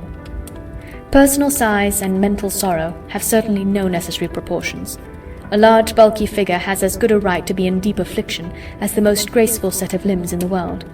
But fair or not fair, there are unbecoming conjunctions which reason will patronize in vain, which taste cannot tolerate, which ridicule will seize. The Admiral, after taking 2 or 3 refreshing turns about the room with his hands behind him, being called to order by his wife, now came up to Captain Wentworth, and without any observation of what he might be interrupting, thinking only of his own thoughts, began with, "If you had been a week later at Lisbon last spring, Frederick, you would have been asked to give a passage to Lady Mary Grierson and her daughters. Should I? I am glad I was not a week later, then." The Admiral abused him for his want of gallantry.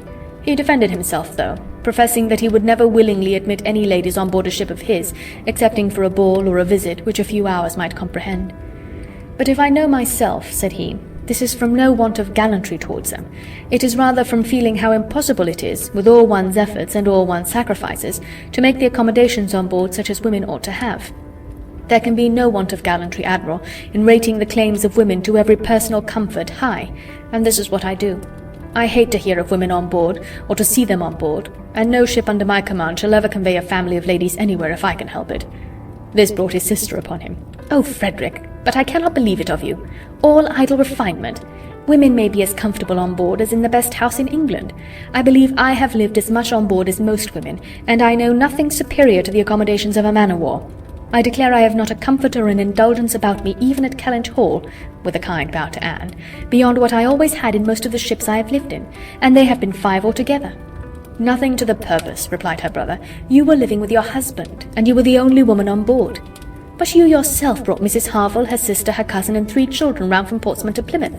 Where was this superfine, extraordinary sort of gallantry of yours then?" "All merged in my friendship, Sophia.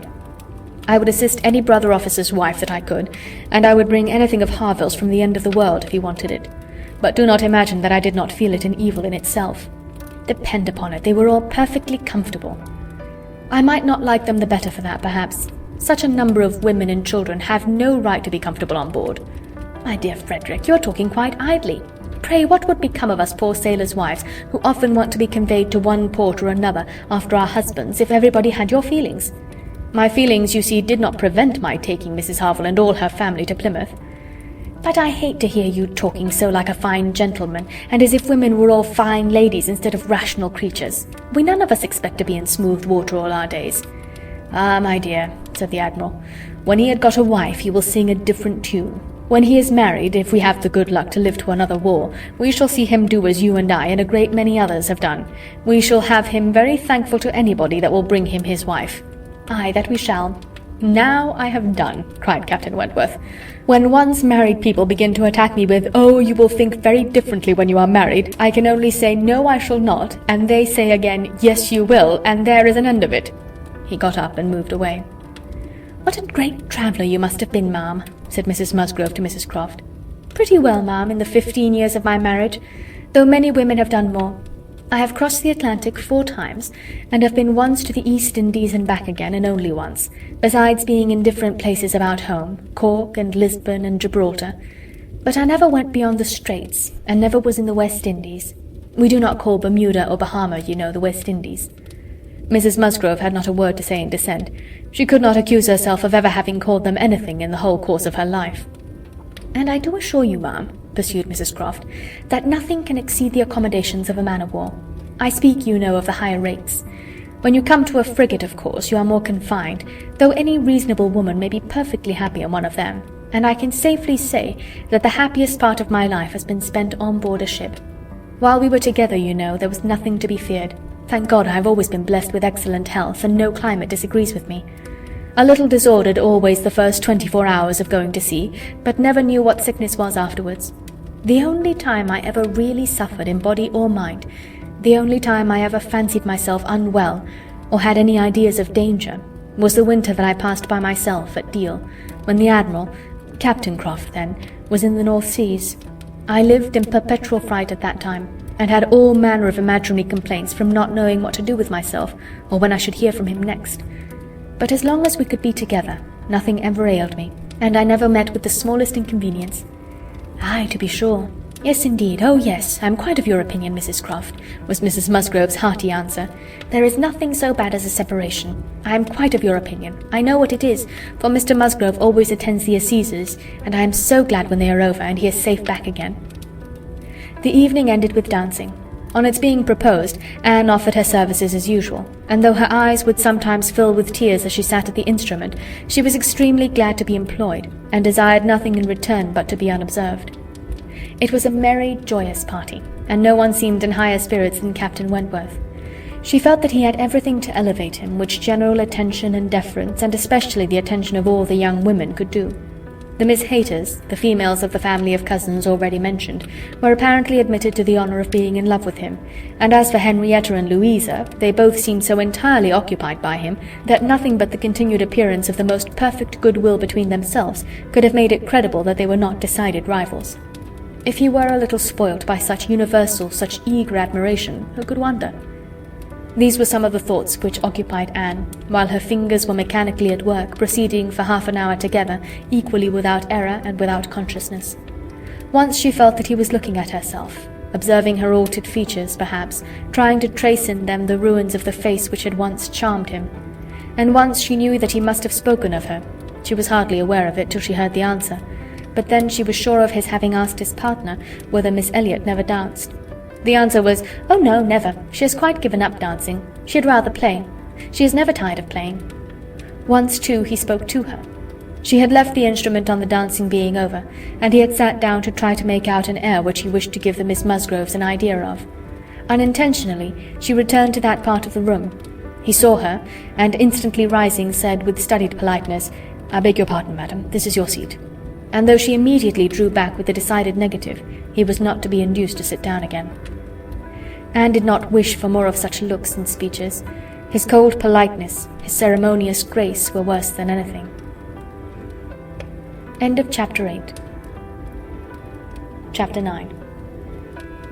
Captain Wentworth was to come to 𝕻𝖚𝖘𝖚𝖆 to a home, to stay as long as he liked, being as thoroughly the object of the Admiral's fraternal kindness as of his wife's. He had intended, on first arriving, to proceed very soon into Shropshire and visit the brother settled in that country, but the attractions of Uppercross induced him to put this off.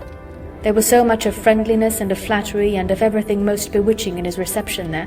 The old was so hospitable, the young so agreeable, that he could not but resolve to remain where he was, and take all the charms and perfections of Edward's wife upon credit a little longer. It was soon Uppercross with him almost every day.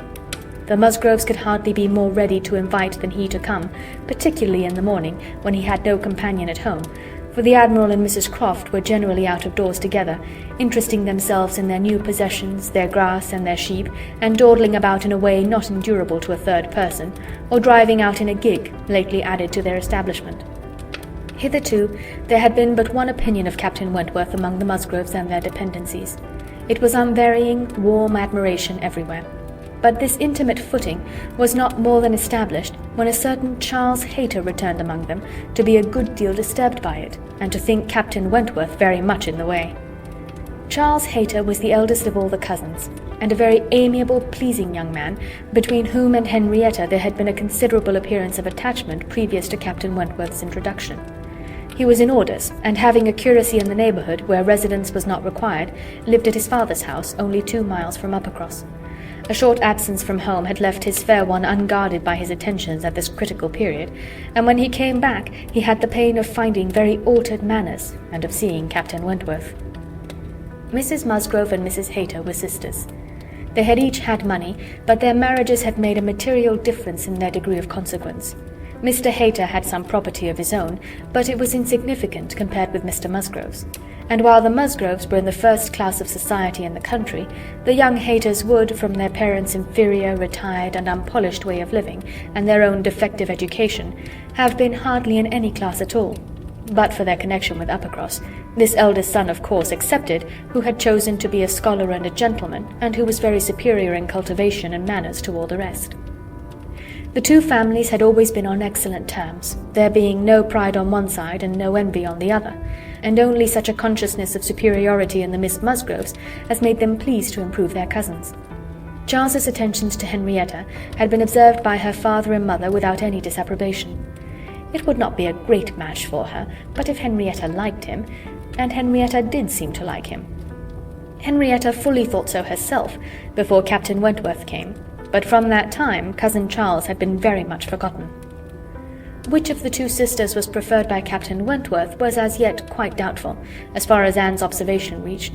Henrietta was perhaps the prettiest, Louisa had the higher spirits, and she knew not now whether the more gentle or the more lively character were most likely to attract him.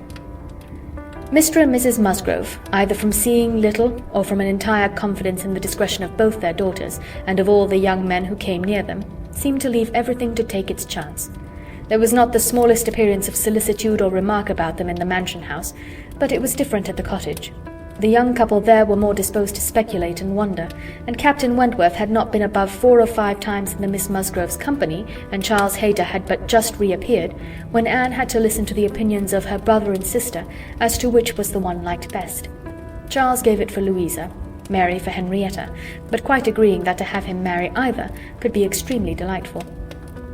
Charles had never seen a pleasanter man in his life, and from what he had once heard Captain Wentworth himself say, was very sure that he had not made less than £20,000 by the war. Here was a fortune at once, besides which there would be the chance of what might be done in any future war, and he was sure Captain Wentworth was as likely a man to distinguish himself as any officer in the navy. Oh, it would be a capital match for either of his sisters. "Upon my word it would," replied Mary. "Dear me, if he should rise to any very great honours, if he should ever be made a baronet, Lady Wentworth sounds very well. That would be a noble thing indeed for Henrietta. She would take place of me then, and Henrietta would not dislike that. Sir Frederick and Lady Wentworth. It would be but a new creation, however, and I never think much of your new creations." It suited Mary best to think Henrietta the one preferred, on the very account of Charles Hayter, whose pretensions she wished to see put an end to.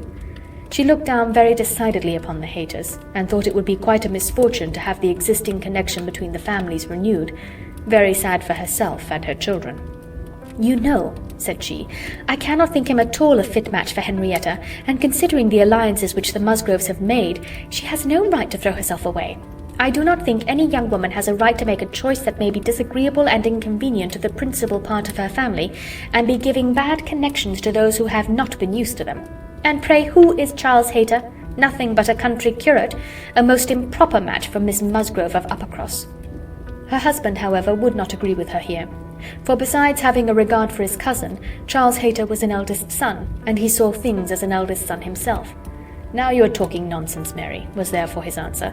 "It would not be a great match for Henrietta, but Charles has a very fair chance through the Spicers of getting something from the bishop in the course of a year or two, and you will please to remember that he is the eldest son. Whenever my uncle dies, he steps into very pretty property.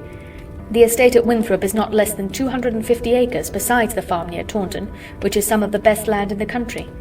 I grant you that any of them but Charles would be a very shocking match for Henrietta, and indeed it could not be. He is the only one that could be possible, but he is a very good-natured, good sort of a fellow, and whenever Winthrop comes into his hands, he will make a different sort of place of it, and live in a very different sort of way, and with that property he will never be a contemptible man, good freehold property.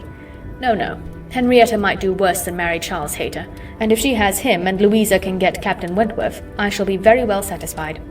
"Charles may say what he pleases," cried Mary to Anne as soon as he was out of the room, "but it would be shocking to have Henrietta marry Charles Hayter, a very bad thing for her, and still worse for me, and therefore it is very much to be wished that Captain Wentworth may soon put him quite out of her head, and I have very little doubt that he has.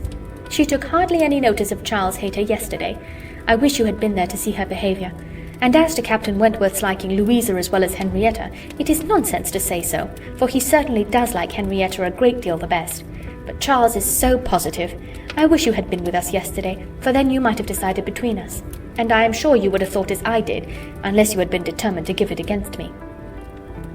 A dinner at Mr. Musgrove's had been the occasion when all these things should have been seen by Anne, but she had stayed at home under the mixed plea of a headache of her own and some return of indisposition in little Charles. She had thought only of avoiding Captain Wentworth, but an escape from being appealed to as an umpire was now added to the advantages of a quiet evening. As to Captain Wentworth's views, she deemed it of more consequence that he should know his own mind early enough not to be endangering the happiness of either sister, or impeaching his own honour, than that he should prefer Henrietta to Louisa, or Louisa to Henrietta. Either of them would, in all probability, make him an affectionate, good-humoured wife. With regard to Charles Hayter, she had delicacy which must be pained by any lightness of conduct in a well-meaning young woman, and a heart to sympathize in any of the sufferings it occasioned. But if Henrietta found herself mistaken in the nature of her feelings, the alternation could not be understood too soon. Charles Hayter had met with much to disquiet and mortify him in his cousin's behaviour. She had too old a regard for him to be so wholly estranged as might in 2 meetings extinguish every past hope, and leave him nothing to do but to keep away from Uppercross. But there was such a change as became very alarming when such a man as Captain Wentworth was to be regarded as the probable cause. He had been absent only 2 Sundays, and when they parted, had left her interested, even to the height of his wishes, in his prospect of soon quitting his present curacy and obtaining that of Uppercross instead.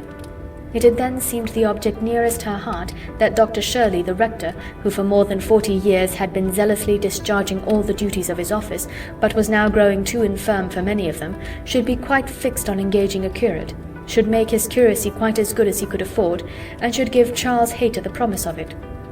The advantage of his having come only to Uppercross, instead of going 6 miles another way, of his having, in every respect, a better curacy, of his belonging to their dear Dr. Shirley, and of dear good Dr. Shirley's being relieved from the duty which he could no longer get through without most injurious fatigue, had been a great deal, even to Louisa, but had been almost everything to Henrietta.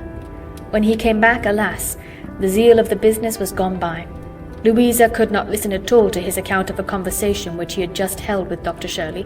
She was at a window, looking out for Captain Wentworth, and even Henrietta had at best only a divided attention to give, and seemed to have forgotten all the former doubt and solicitude of the negotiation. "Well, I am very glad indeed, but I always thought you would have it. I always thought you sure. It did not appear to me that, in short, you know Dr. Shirley must have a curate, and you had secured his promise. Is he coming, Louisa?" One morning, very soon after the dinner at the Musgroves, at which Anne had not been present, Captain Wentworth walked into the drawing-room at the cottage, where were only herself and the little invalid Charles, who was lying on the sofa. The surprise of finding himself almost alone with Anne Elliot deprived his manners of their usual composure. He started, and could only say, "I thought the Miss Musgroves had been here. Mrs. Musgrove told me I should find them here," before he walked to the window to recollect himself, and feel how he ought to behave. "They are upstairs with my sister. They will be down in a few moments, I dare say," had been Anne's reply, in all the confusion that was natural, and if the child had not called her to come and do something for him, she would have been out of the room the next moment, and released Captain Wentworth as well as herself. He continued at the window, and after calmly and politely saying, "I hope the little boy is better," was silent. She was obliged to kneel down by the sofa, and remain there to satisfy her patient, and thus they continued a few minutes, when to her very great satisfaction she heard some other person crossing the little vestibule. She hoped, on turning her head, to see the master of the house, but it proved to be one much less calculated for making matters easy, Charles Hayter, probably not at all better pleased by the sight of Captain Wentworth than Captain Wentworth had been by the sight of Anne. She only attempted to say, "How do you do? Will you not sit down? The others will be here presently." Captain Wentworth, however, came from his window, apparently not ill-disposed for conversation, but Charles Hayter soon put an end to his attempts by seating himself near the table and taking up the newspaper, and Captain Wentworth returned to his window. Another minute brought another addition. The younger boy, a remarkable, stout, forward child of 2 years old, having got the door opened for him by someone without, made his determined appearance among them, and went straight to the sofa to see what was going on, and put in his claim to anything good that might be giving away. There being nothing to eat, he could only have some play, and as his aunt would not let him tease his sick brother, he began to fasten himself upon her, as she knelt, in such a way that, busy as she was about Charles, she could not shake him off.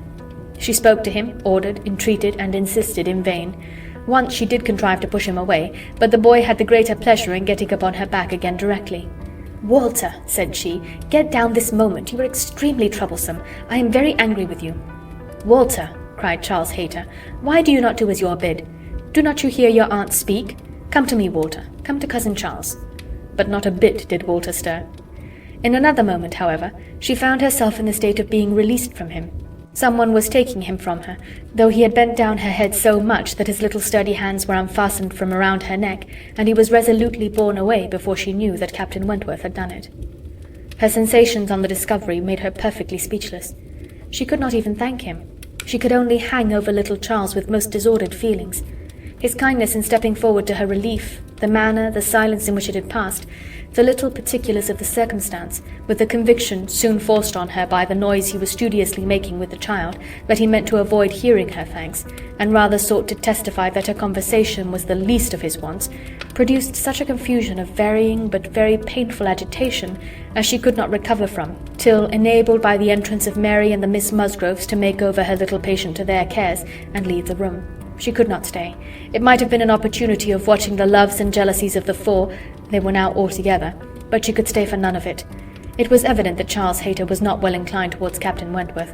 She had a strong impression of his having said, in a vexed tone of voice after Captain Wentworth's interference, "You ought to have minded me, Walter. I told you not to tease your aunt," and could comprehend his regretting that Captain Wentworth should do what he ought to have done himself. But neither Charles Hayter's feelings nor anybody's feelings could interest her till she had a little better arranged her own. She was ashamed of herself, quite ashamed of being so nervous, so overcome by such a trifle. But so it was, and it required a long application of solitude and reflection to recover her. End of Chapter 9. Chapter 10. Other opportunities of making her observations could not fail to occur. Anne had soon been in company with all the four together often enough to have an opinion, though too wise to acknowledge as much at home, where she knew it would have satisfied neither husband nor wife.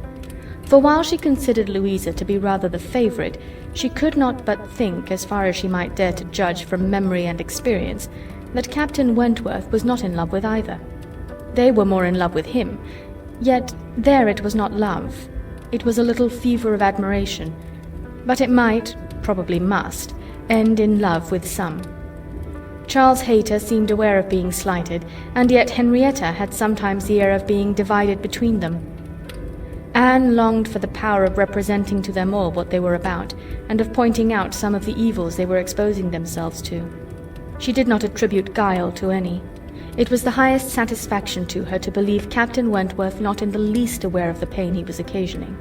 There was no triumph, no pitiful triumph in his manner. He had probably never heard and never thought of any claims of Charles Hayter. He was only wrong in accepting the attentions, for accepting must be the word, of two young women at once. After a short struggle, however, Charles Hayter seemed to quit the field. 3 days had passed without his coming once to Uppercross, a most decided change. He had even refused one regular invitation to dinner, and having been found on the occasion by Mr. Musgrove with some large books before him, Mr. and Mrs. Musgrove were sure all could not be right, and talked, with grave faces, of his studying himself to death. It was Mary's hope and belief that he had received a positive dismissal from Henrietta, and her husband lived under the constant dependence of seeing him tomorrow. Anne could only feel that Charles Hayter was wise. One morning about this time, Charles Musgrove and Captain Wentworth being gone a-shooting together, as the sisters in the cottage were sitting quietly at work, they were visited at the window by the sisters from the mansion house. It was a very fine November day, and the Miss Musgroves came through the little grounds and stopped for no other purpose than to say that they were going to take a long walk, and therefore concluded Mary could not like to go with them. And when Mary immediately replied, with some jealousy at not being supposed a good walker, "Oh yes, I should like to join you very much. I am very fond of a long walk." Anne felt persuaded by the looks of the two girls that it was precisely what they did not wish, and admired again the sort of necessity which the family habit seemed to produce of everything being to be communicated and everything being to be done together, however undesired and inconvenient. She tried to dissuade Mary from going, but in vain, and that being the case, thought it best to accept the Miss Musgroves' much more cordial invitation to herself to go likewise, as she might be useful in turning back with her sister and lessening the interference in any plan of their own. "I cannot imagine why they should suppose I should not like a long walk," said Mary as they went upstairs. "Everybody is always supposing that I am not a good walker, and yet they would not have been pleased if we had refused to join them. When people come in this manner on purpose to ask us, how can one say no?" Just as they were setting off, the gentlemen returned. They had taken out a young dog who had spoilt their sport, and sent them back early. Their time and strength and spirits were, therefore, exactly ready for this walk, and they entered into it with pleasure. Could Anne have foreseen such a junction, she would have stayed at home. But from some feelings of interest and curiosity, she fancied now that it was too late to retract, and the whole six set forward together in the direction chosen by the Miss Musgroves, who evidently considered the walkers under their guidance. Anne's object was not to be in the way of anybody, and where the narrow paths across the fields made any separations necessary, to keep with her brother and sister. Her pleasure in the walk must arise from the exercise and the day, from the view of the last smiles of the year upon the tawny leaves and withered hedges, and from repeating to herself some few of the 1,000 poetical descriptions extant of autumn, that season of peculiar and inexhaustible influence on the mind of taste and tenderness, that season which had drawn from every poet worthy of being read some attempt at description or some lines of feeling. She occupied her mind as much as possible in such like musings and quotations, but it was not possible that when within reach of Captain Wentworth's conversation with either of the Miss Musgroves, she should not try to hear it. Yet she caught little very remarkable. It was mere lively chat, such as any young persons on an intimate footing might fall into. He was more engaged with Louisa than with Henrietta.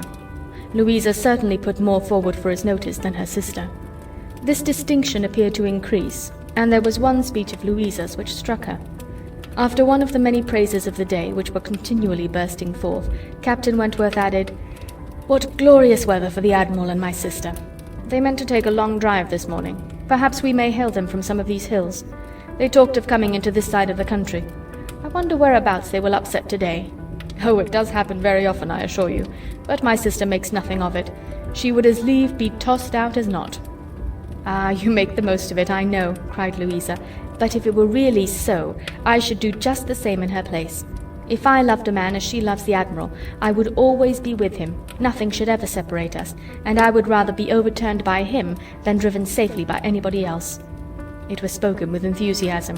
"Had you?" cried he, catching the same tone. "I honour you." And there was silence between them for a little while. Anne could not immediately fall into a quotation again. The sweet scenes of autumn were for a while put by, unless some tender sonnet, fraught with the apt analogy of the declining year, with declining happiness, and the images of youth and hope and spring all gone together, blessed her memory. She roused herself to say, as they struck by order into another path, "Is not this one of the ways to Winthrop?" But nobody heard, or at least nobody answered her. Winthrop, however, or its environs, for young men are sometimes to be met with strolling about near home, was their destination. And after another half-mile of gradual ascent through large enclosures, where the ploughs at work and the fresh-made path spoke the farmer counteracting the sweets of poetical despondence, and meaning to have spring again, they gained the summit of the most considerable hill, which parted Uppercross and Winthrop, and soon commanded a full view of the latter at the foot of the hill on the other side. Winthrop, without beauty and without dignity, was stretched before them in an indifferent house, standing low and hemmed in by the barns and buildings of a farmyard. Mary exclaimed, "Bless me, here is Winthrop! I declare I had no idea. Well now, I think we had better turn back. I am excessively tired." Henrietta, conscious and ashamed, and seeing no cousin Charles walking along any path or leaning against any gate, was ready to do as Mary wished. But "No," said Charles Musgrove, and "No, no," cried Louisa more eagerly, and taking her sister aside, seemed to be arguing the matter warmly. Charles, in the meanwhile, was very decidedly declaring his resolution of calling on his aunt, now that he was so near, and very evidently, though more fearfully, trying to induce his wife to go too. But this was one of the points on which the lady showed her strength, and when he recommended the advantage of resting herself a quarter of an hour at Winthrop, as she felt so tired, she resolutely answered, "Oh, no, indeed. Walking up that hill again would do her more harm than any sitting down could do her good." And in short, her look and manner declared that go she would not. After a little succession of these sort of debates and consultations, it was settled between Charles and his two sisters that he and Henrietta should just run down for a few minutes to see their aunt and cousins, while the rest of the party waited for them at the top of the hill. Louisa seemed the principal arranger of the plan, and as she went a little way with them down the hill, still talking to Henrietta, Mary took the opportunity of looking scornfully around her and saying to Captain Wentworth, "It is very unpleasant having such connections, but I assure you I have never been in the house above twice in my life." She received no other answer than an artificial assenting smile, followed by a contemptuous glance as he turned away, which Anne perfectly knew the meaning of. The brow of the hill where they remained was a cheerful spot. Louisa returned, and Mary, finding a comfortable seat for herself on the step of a stile, was very well satisfied so long as the others all stood about her. But when Louisa drew Captain Wentworth away to try for a gleaning of nuts in an adjoining hedgerow, and they were gone by degrees quite out of sight and sound, Mary was happy no longer. She quarrelled with her own seat, was sure Louisa had got a much better somewhere, and nothing could prevent her from going to look for a better also. She turned through the same gate, but could not see them. Anne found a nice seat for her on a dry sunny bank under the hedgerow, in which she had no doubt of their still being in some spot or other. Mary sat down for a moment, but it would not do. She was sure Louisa had found a better seat somewhere else, and she would go on till she overtook her. Anne, really tired herself, was glad to sit down, and she very soon heard Captain Wentworth and Louisa in the hedgerow behind her, as if making their way back along the rough, wild sort of channel down the centre. They were speaking as they drew near. Louisa's voice was the first distinguished. She seemed to be in the middle of some eager speech. What Anne first heard was, "And so I made her go. I could not bear that she should be frightened from the visit by such nonsense. What, would I be turned back from doing a thing that I had determined to do and that I knew to be right by the airs and interference of such a person, or of any person, I may say? No, I have no idea of being so easily persuaded. When I have made up my mind, I have made it, and Henrietta seemed entirely to have made up hers to call at Winthrop today, and yet she was as near giving it up out of nonsensical complaisance." "She would have turned back, then, but for you?" "She would indeed. I am almost ashamed to say it." "Happy for her to have such a mind as yours at hand. After the hints you gave just now, which did but confirm my own observations the last time I was in company with him, I need not affect to have no comprehension of what is going on. I see that more than a mere dutiful morning visit to your aunt was in question, and woe betide him, and her too, when it comes to things of consequence, when they are placed in circumstances requiring fortitude and strength of mind, if she have not resolution enough to resist idle interference in such a trifle as this. Your sister is an amiable creature, but yours is the character of decision and firmness, I see. If you value her conduct or happiness, infuse as much of your own spirit into her as you can. But this, no doubt, you have always been doing. It is the worst evil of too yielding and indecisive a character, that no influence over it can be depended on. You are never sure of a good impression being durable. Everybody may sway it. Let those who would be happy be firm. Here is a nut," said he, catching one down from an upper bough, to exemplify. "A beautiful glossy nut, which, blessed with original strength, has outlived all the storms of autumn. Not a puncture, not a weak spot anywhere. This nut," he continued with playful solemnity, "while so many of his brethren have fallen and been trodden under foot, is still in possession of all the happiness that a hazelnut can be supposed capable of." Then returning to his former earnest tone, "My first wish, for all whom I am interested in, is that they should be firm. If Louisa Musgrove would be beautiful and happy in her November of life, she will cherish all her present powers of mind." He had done, and was unanswered. It would have surprised Anne if Louisa could have readily answered such a speech. Words of such interest, spoken with such serious warmth. She could imagine what Louisa was feeling. For herself, she feared to move, lest she should be seen. While she remained, a bush of low, rambling holly protected her, and they were moving on. Before they were beyond her hearing, however, Louisa spoke again. "Mary is good-natured enough in many respects," said she, "but she does sometimes provoke me excessively by her nonsense and pride. The Elliot pride. She has a great deal too much of the Elliot pride. We do so wish that Charles had married Anne instead.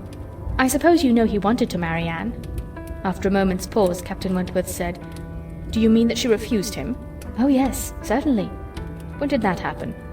"I do not exactly know, for Henrietta and I were at school at the time, but I believe about a year before he married Mary. I wish she had accepted him. We should all have liked her a great deal better, and Papa and Mamma always think it was her great friend Lady Russell's doing that she did not. They think Charles might not be learned and bookish enough to please Lady Russell, and that therefore she persuaded Anne to refuse him." The sounds were retreating, and Anne distinguished no more. Her own emotions still kept her fixed. She had much to recover from before she could move. The listener's proverbial fate was not absolutely hers. She had heard no evil of herself, but she had heard a great deal of very painful import. She saw how her own character was considered by Captain Wentworth, and there had been just that degree of feeling and curiosity about her in his manner which must give her extreme agitation. As soon as she could, she went after Mary, and having found and walked back with her to their former station by the stile, felt some comfort in their whole party being immediately afterwards collected and once more in motion together.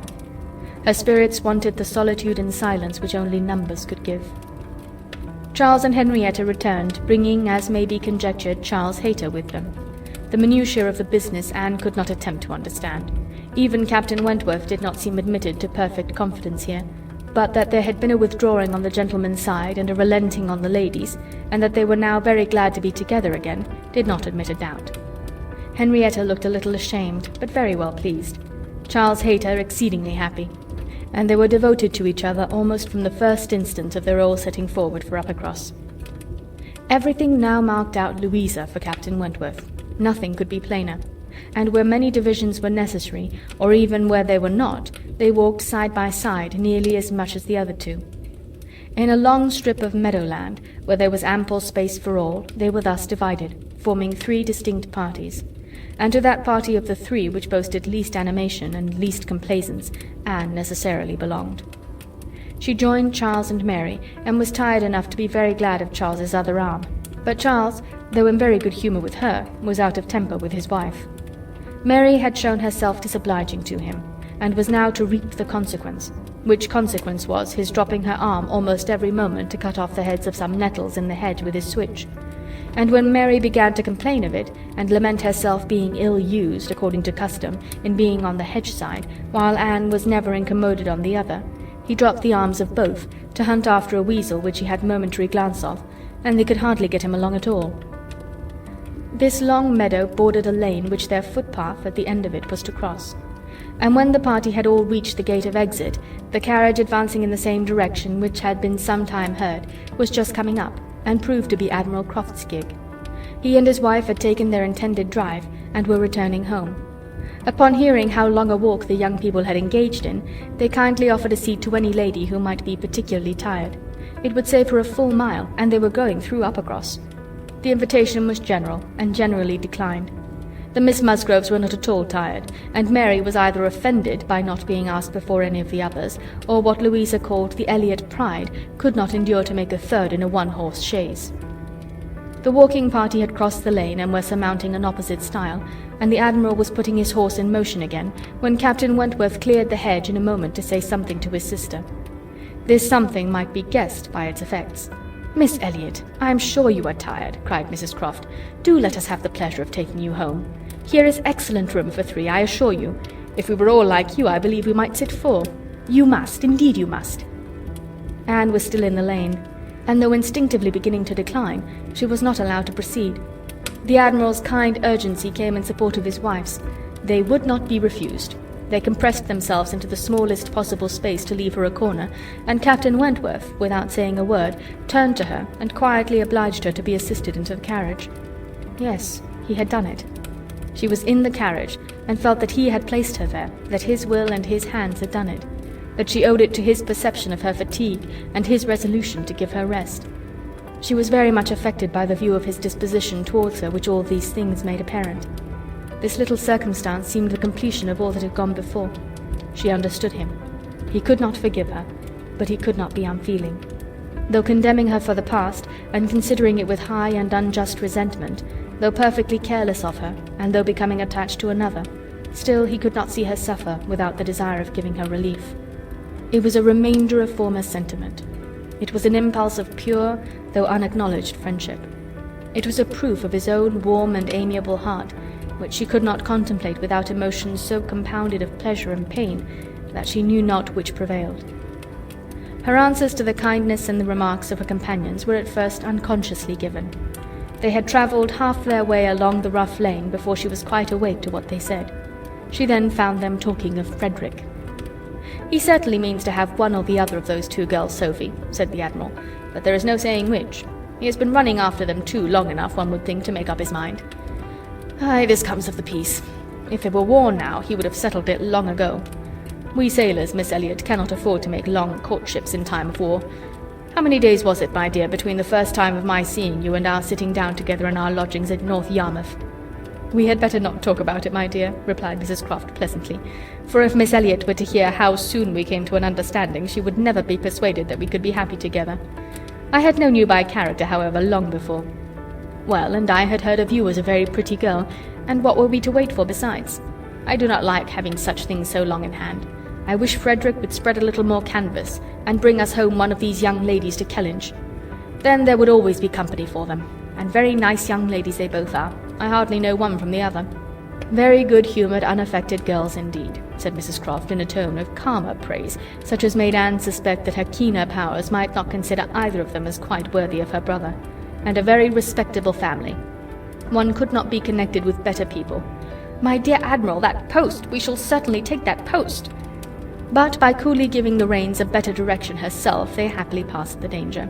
And by once afterwards judiciously putting out her hand, they neither fell into a rut, nor ran afoul of a dung-cart.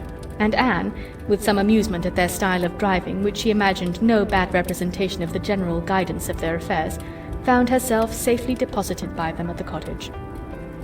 End of Chapter 10. Chapter 11. The time now approached for Lady Russell's return. The day was even fixed, and Anne, being engaged to join her as soon as she was resettled, was looking forward to an early removal to 𝕻𝖊𝖓, and beginning to think how her own comfort was likely to be affected by it. It would place her in the same village with Captain Wentworth, within half a mile of him. They would have to frequent the same church, and there must be intercourse between the two families. This was against her. But on the other hand, he spent so much of his time at Uppercross that in removing thence she might be considered rather as leaving him behind than as going towards him. And upon the whole, she believed she must, on this interesting question, be the gainer, almost as certainly as in her change of domestic society, in leaving poor Mary for Lady Russell. She wished it might be possible for her to avoid ever seeing Captain Wentworth at the Hall. Those rooms had witnessed former meetings which would be brought too painfully before her. But she was yet more anxious for the possibility of Lady Russell and Captain Wentworth never meeting anywhere. They did not like each other, and no renewal of acquaintance now could do any good. And were Lady Russell to see them together, she might think that he had too much self-possession, and she too little. These points formed her chief solicitude in anticipating her removal from Uppercross, where she felt she had been stationed quite long enough. Her usefulness to little Charles would always give some sweetness to the memory of her 2 months' visit there, but he was gaining strength apace, and she had nothing else to stay for. The conclusion of her visit, however, was diversified in a way which she had not at all imagined. Captain Wentworth, after being unseen and unheard of at Uppercross for 2 whole days, appeared again among them to justify himself by a relation of what had kept him away. A letter from his friend, Captain Wentworth, having found him out at last, had brought intelligence of Captain Wentworth's being settled with his family at Lyme for the winter, of their being, therefore, quite unknowingly, within 20 miles of each other. Captain Wentworth had never been in good health since a severe wound which he received 2 years before, and Captain Wentworth's anxiety to see him had determined him to go immediately to Lyme. He had been there for 24 hours. His acquittal was complete, his friendship warmly honoured, a lively interest excited for his friend, and his description of the fine country about Lyme so finely attended to by the party, that an earnest desire to see Lyme themselves, and a project for going thither, was the consequence. The young people were all wild to see Lyme. Captain Wentworth talked of going there again himself, and it was only 17 miles from Uppercross. Though November, the weather was by no means bad, and in short, Louisa, who was the most eager of the eager, having formed the resolution to go, and besides the pleasure of doing as she liked, being now armed with the idea of merit in maintaining her own way, bore down all the wishes of her father and mother for putting it off till summer, and to Lyme they were to go, Charles, Mary, Anne, Henrietta, Louisa, and Captain Wentworth. The first heedless scheme had been to go in the morning and return at night, but to this Mr. Musgrove, for the sake of his horses, would not consent. And when it came to be rationally considered, a day in the middle of November would not leave much time for seeing a new place, after deducting 7 hours, as the nature of the country required, for going and returning. They were, consequently, to stay the night there, and not to be expected back till the next day's dinner. This was felt to be a considerable amendment, and though they all met at the great house at rather an early breakfast hour, and set off very punctually, it was so much past noon before the 2 carriages, Mr. Musgrove's coach containing the 4 ladies, and Charles's curricle in which he drove Captain Wentworth, were descending the long hill into Lyme, and entering upon the still steeper street of the town itself, that it was very evident they would not have more than time for looking about them before the light and warmth of the day were gone. After securing accommodations and ordering a dinner at one of the inns, the next thing to be done was unquestionably to walk directly down to the sea. They were come too late in the year for any amusement or variety which Lyme, as a public place, might offer. The rooms were shut up, the lodgers almost all gone, scarcely any family but of the residents left, and, as there is nothing to admire in the buildings themselves, the remarkable situation of the town, the principal street almost hurrying into the water, the walk to the Cobb skirting round the pleasant little bay, which in the season is animated with bathing machines and company, the Cobb itself, its old wonders and new improvements, with the very beautiful line of cliffs stretching out to the east of the town, are what the stranger's eye will seek, and a very strange stranger it must be who does not see charms in the immediate environs of Lyme, to make him wish to know it better. The scenes in its neighbourhood, Charmouth with its high grounds and extensive sweeps of country, and still more, its sweet retired bay backed by dark cliffs, where fragments of low rock among the sands make it the happiest spot for watching the flow of the tide, for sitting in unwearied contemplation. The woody varieties of the cheerful village of Uplyme, and above all, Pinny, with its green chasms between romantic rocks, where the scattered forest trees and orchards of luxuriant growth declare that many a generation must have passed away since the first partial falling of the cliff prepared the ground for such a state, where a scene so wonderful and so lovely is exhibited as may more than equal any of the resembling scenes of the far-famed Isle of Wight. These places must be visited, and visited again, to make the worth of Lyme understood. The party from Uppercross, passing down by the now deserted and melancholy-looking rooms, and still descending, soon found themselves on the seashore, and lingering only, as all must linger and gaze on a first return to the sea, whoever deserved to look on it at all, proceeded towards the Cobb, equally their object in itself and on Captain Wentworth's account. For in a small house near the foot of an old pier of unknown date were the 𝕻𝖊s settled. Captain Wentworth turned in to call on his friend. The others walked on, and he was to join them on the Cobb.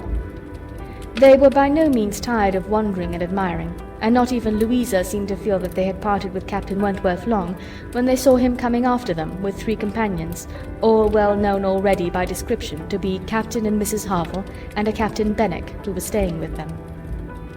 Captain Benwick had some time ago been first lieutenant of the Laconia, and the account which Captain Wentworth had given of him on his return from Lyme before, his warm praise of him as an excellent young man, and an officer whom he had always valued highly, which must have stamped him well in the esteem of every listener, had been followed by a little history of his private life, which rendered him perfectly interesting in the eyes of all the ladies. He had been engaged to Captain 𝕻𝖊's sister, and was now mourning her loss. They had been a year or 2 waiting for fortune and promotion. Fortune came, his prize money as lieutenant being great. Promotion too came at last, but Fanny 𝕻𝖊 did not live to know it. She had died the preceding summer while he was at sea. Captain Wentworth believed it impossible for man to be more attached to a woman than poor Benwick had been to Fanny 𝕻𝖊, or to be more deeply afflicted under the dreadful change. He considered his disposition as of the sort which must suffer heavily, uniting very strong feelings with the quiet, serious, and retiring manners, and a decided taste for reading and sedentary pursuits. To finish the interest of the story, the friendship between him and the Harvilles seemed, if possible, augmented by the event which closed all their views of alliance, and Captain Benwick was now living with them entirely. Captain Harville had taken his present house for half a year, his taste and his health and his fortune all directing him to a residence inexpensive and by the sea, and the grandeur of the country and the retirement of Lyme in the winter appeared exactly adapted to Captain Benwick's state of mind. The sympathy and goodwill excited towards Captain Benwick was very great. "And yet," said Anne to herself as they now moved forward to meet the party, "he has not, perhaps, a more sorrowing heart than I have. I cannot believe his prospects so blighted forever. He is younger than I am, younger in feeling if not in fact, younger as a man. He will rally again and be happy with another." They all met and were introduced. Captain Harville was a tall, dark man, with a sensible, benevolent countenance, a little lame, and from strong features and want of health, looking much older than Captain Wentworth. Captain Benwick looked and was the youngest of the three, and compared with either of them, a little man. He had a pleasing face and a melancholy air, just as he ought to have, and drew back from conversation.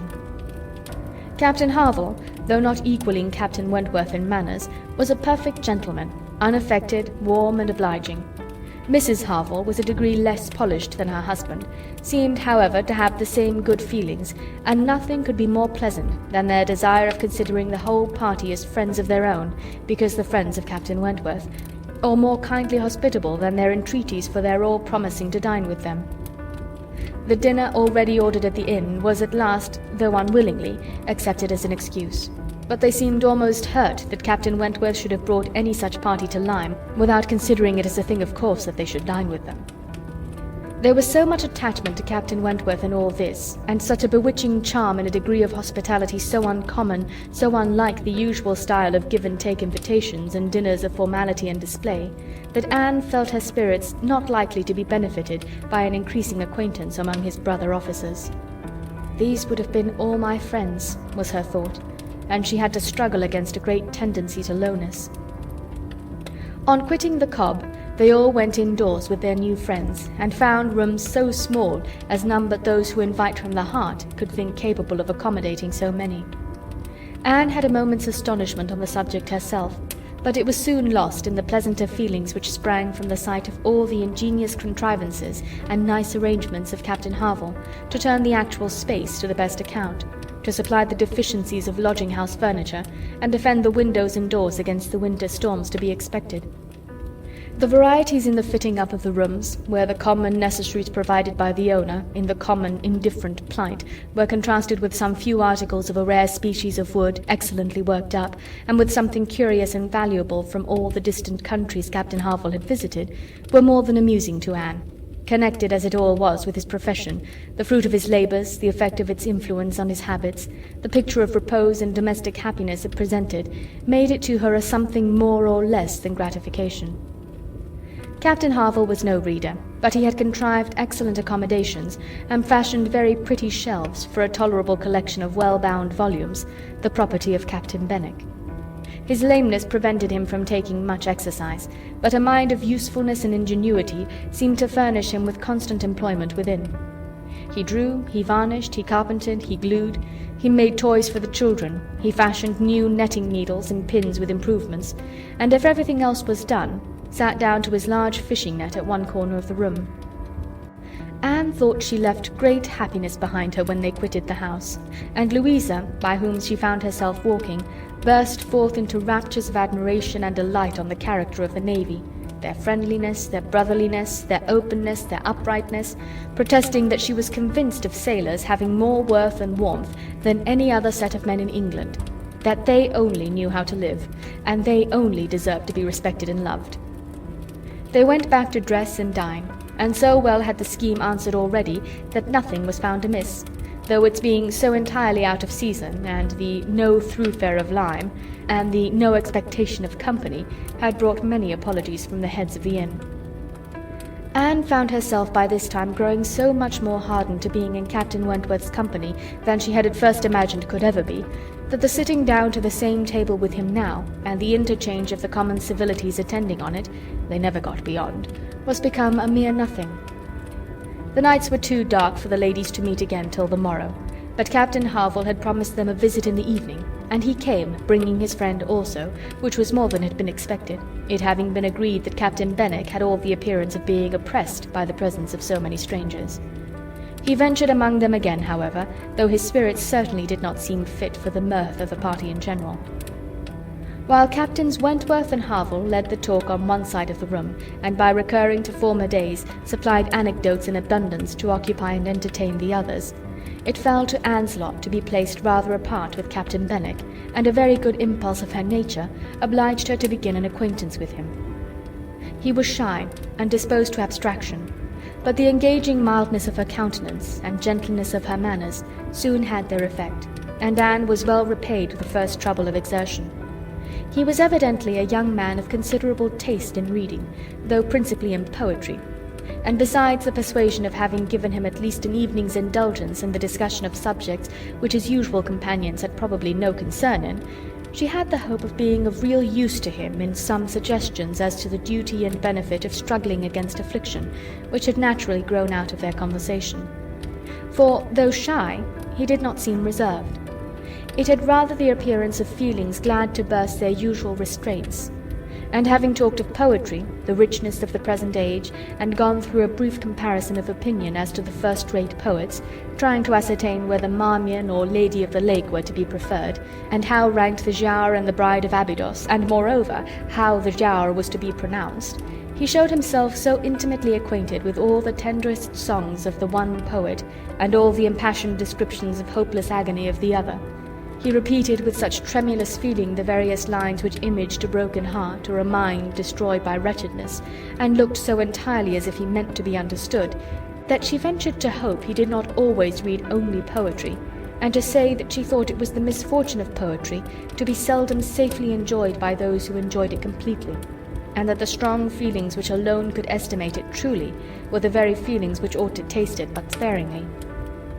His look showing him not pained, but pleased with this allusion to his situation, she was emboldened to go on, and feeling in herself the right of seniority of mind, she ventured to recommend a larger allowance of prose in his daily study, and on being requested to particularize, mentioned such works of our best moralists, such collections of the finest letters, such memoirs of characters of worth and suffering as occurred to her at the moment, as are calculated to rouse and fortify the mind by the highest precepts and the strongest examples of moral and religious endurances. Captain Benwick listened attentively, and seemed grateful for the interest implied, and, though with a shake of the head, and sighs which declared his little faith in the efficacy of any books on grief like his, noted down the names of those she recommended, and promised to procure and read them.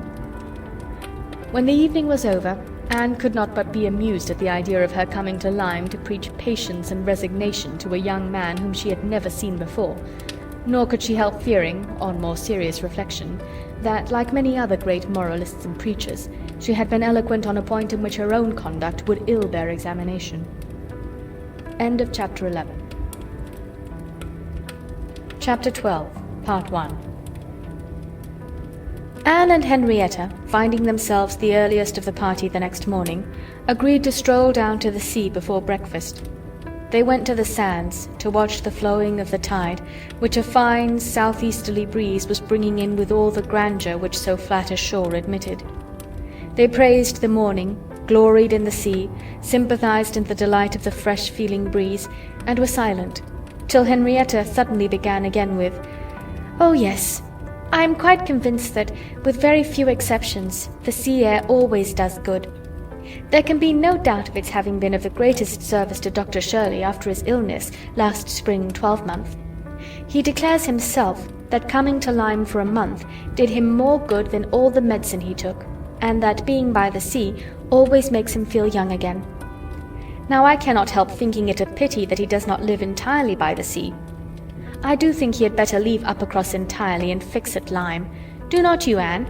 Do not you agree with me that it is the best thing he could do both for himself and Mrs. Shirley? She has cousins here, you know, and many acquaintance, which would make it cheerful for her, and I am sure she would be glad to get to a place where she could have medical attendance at hand in case of his having another seizure. Indeed, I think it quite melancholy to have such excellent people as Dr. and Mrs. Shirley, who have been doing good all their lives, wearing out their last days in a place like Uppercross, where, excepting our family, they seem shut out from all the world. I wish his friends would propose it to him. I really think they ought. And as to procuring a dispensation, there could be no difficulty at his time of life and with his character. My only doubt is whether anything could persuade him to leave his parish. He is so very strict and scrupulous in his notions. Over-scrupulous, I must say. Do not you think, Anne, it is being over-scrupulous? Do not you think it is quite a mistaken point of conscience when a clergyman sacrifices his health for the sake of duties which may be just as well performed by another person? And at Lyme, too, only 17 miles off, he would be near enough to hear if people thought there was anything to complain of. Anne smiled more than once to herself during this speech, and entered into the subject, as ready to do good by entering into the feelings of a young lady as of a young man, though here it was of a lower standard, for what could be offered but general acquiescence? She said all that was reasonable and proper on the business, felt the claims of Dr. Shirley to repose as she ought, saw how very desirable it was that he should have some active, respectable young man as a resident curate, and was even courteous enough to hint at the advantage of such resident curates being married. "I wish," said Henrietta, very well pleased with her companion, "I wish Lady Russell lived at Uppercross, and were intimate with Dr. Shirley. I have always heard of Lady Russell as a woman of the greatest influence with everybody. I always look upon her as able to persuade a person to anything. I am afraid of her, as I have told you before, quite afraid of her, because she is so very clever, but I respect her amazingly, and wish we had such a neighbour at Uppercross." Anne was amused by Henrietta's manner of being grateful, and amused also that the course of events and the new interests of Henrietta's views should have placed her friend at all in favour with any of the Musgrove family.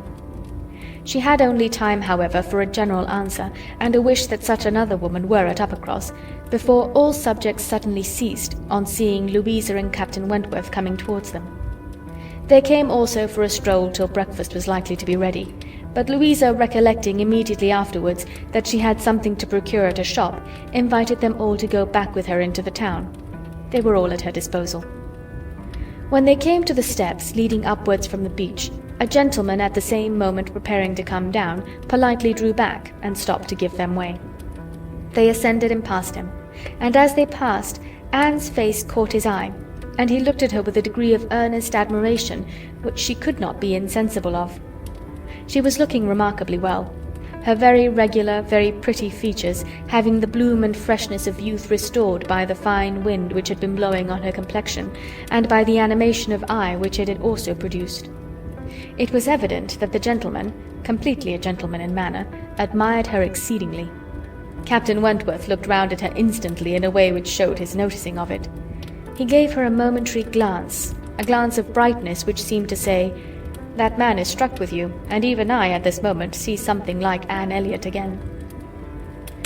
After attending Louisa through her business, and loitering about a little longer, they returned to the inn, and Anne, in passing afterwards quickly from her own chamber to their dining-room, had nearly run against the very same gentleman, as he came out of an adjoining apartment. She had before conjectured him to be a stranger like themselves, and determined that a well-looking groom, who was strolling about near the two inns as they came back, should be his servant. Both master and man, being in mourning, assisted the idea. It was now proved that he belonged to the same inn as themselves, and this second meeting, short as it was, also proved again, by the gentleman's looks, that he thought hers very lovely, and by the readiness and propriety of his apologies, that he was a man of exceedingly good manners. He seemed about 30, and though not handsome, had an agreeable person. Anne felt that she should like to know who he was. They had nearly done breakfast when the sound of a carriage, almost the first they had heard since entering Lyme, drew half the party to the window. It was a gentleman's carriage, a curricle, but only coming round from the stable yard to the front door. Somebody must be going away. It was driven by a servant in mourning. The word curricle made Charles Musgrove jump up that he might compare it with his own. The servant in mourning roused Anne's curiosity. and the whole 6 were collected to look by the time the owner of the curricle was to be seen issuing from the door, amidst the bows and civilities of the household, and taking his seat to drive off. "Ah!" cried Captain Wentworth instantly, and with half a glance at Anne. "It is the very man we passed." The Miss Musgroves agreed to it, and having all kindly watched him as far up the hill as they could, they returned to the breakfast table. The waiter came into the room soon afterwards.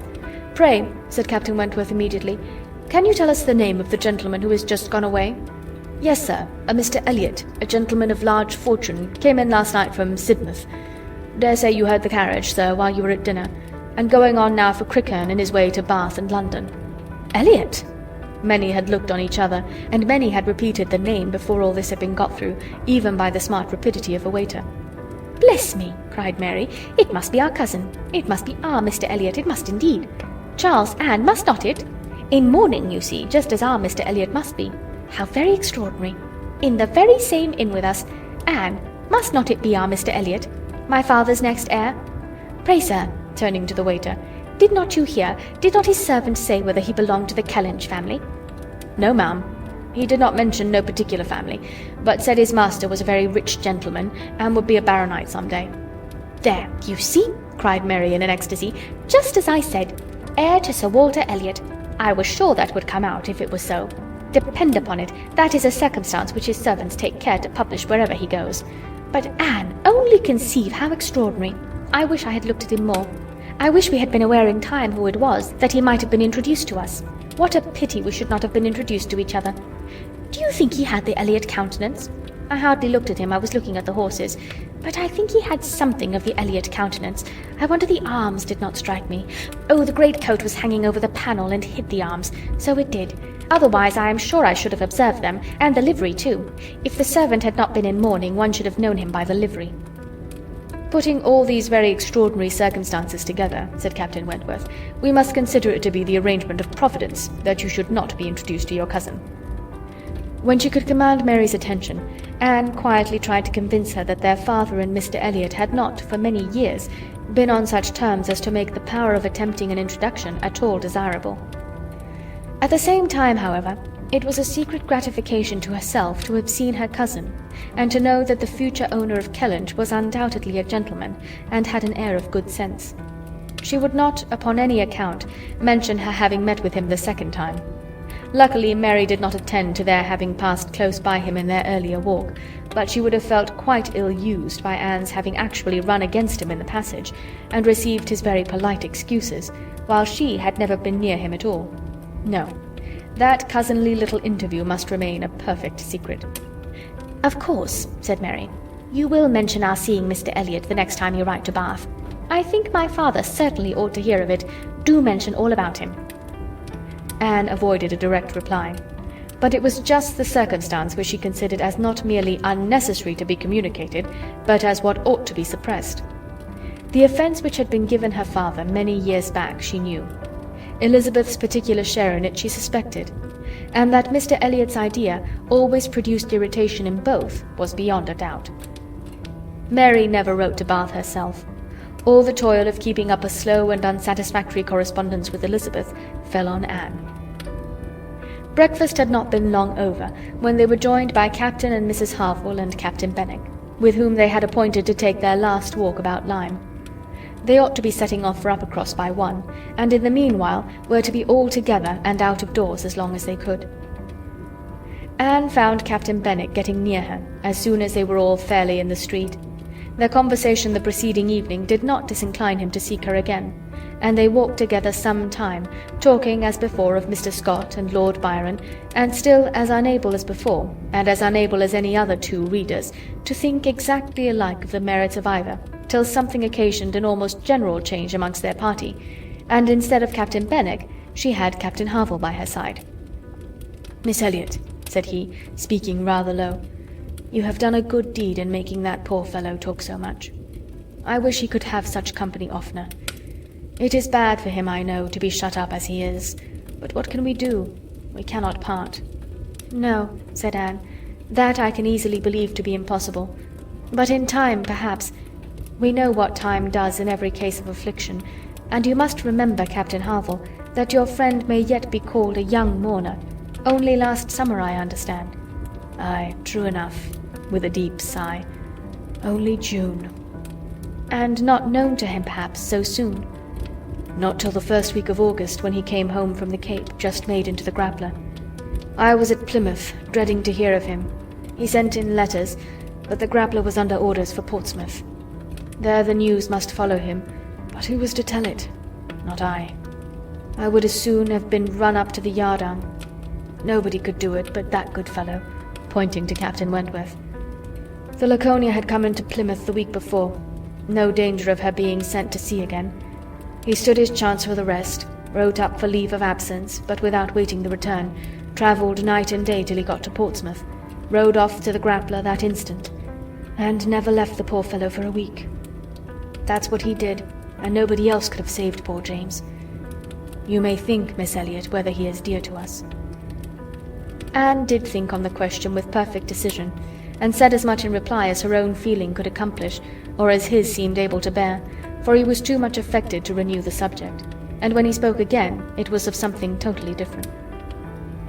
Mrs. Harville's giving it as her opinion that her husband would have quite enough walking by the time he reached home, determined the direction of all the party in what was to be their last walk. They would accompany them to their door, and then return and set off themselves. By all their calculations, there was just time for this.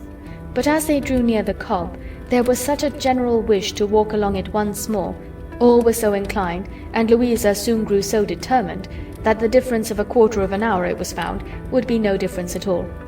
So with all the kind leave-taking, and all the kind interchange of invitations and promises which may be imagined, they departed from Captain and Mrs. Harville at their own door, and still accompanied by Captain Benwick, who seemed to cling to them to the last, proceeded to make the proper adieus to the Cobb.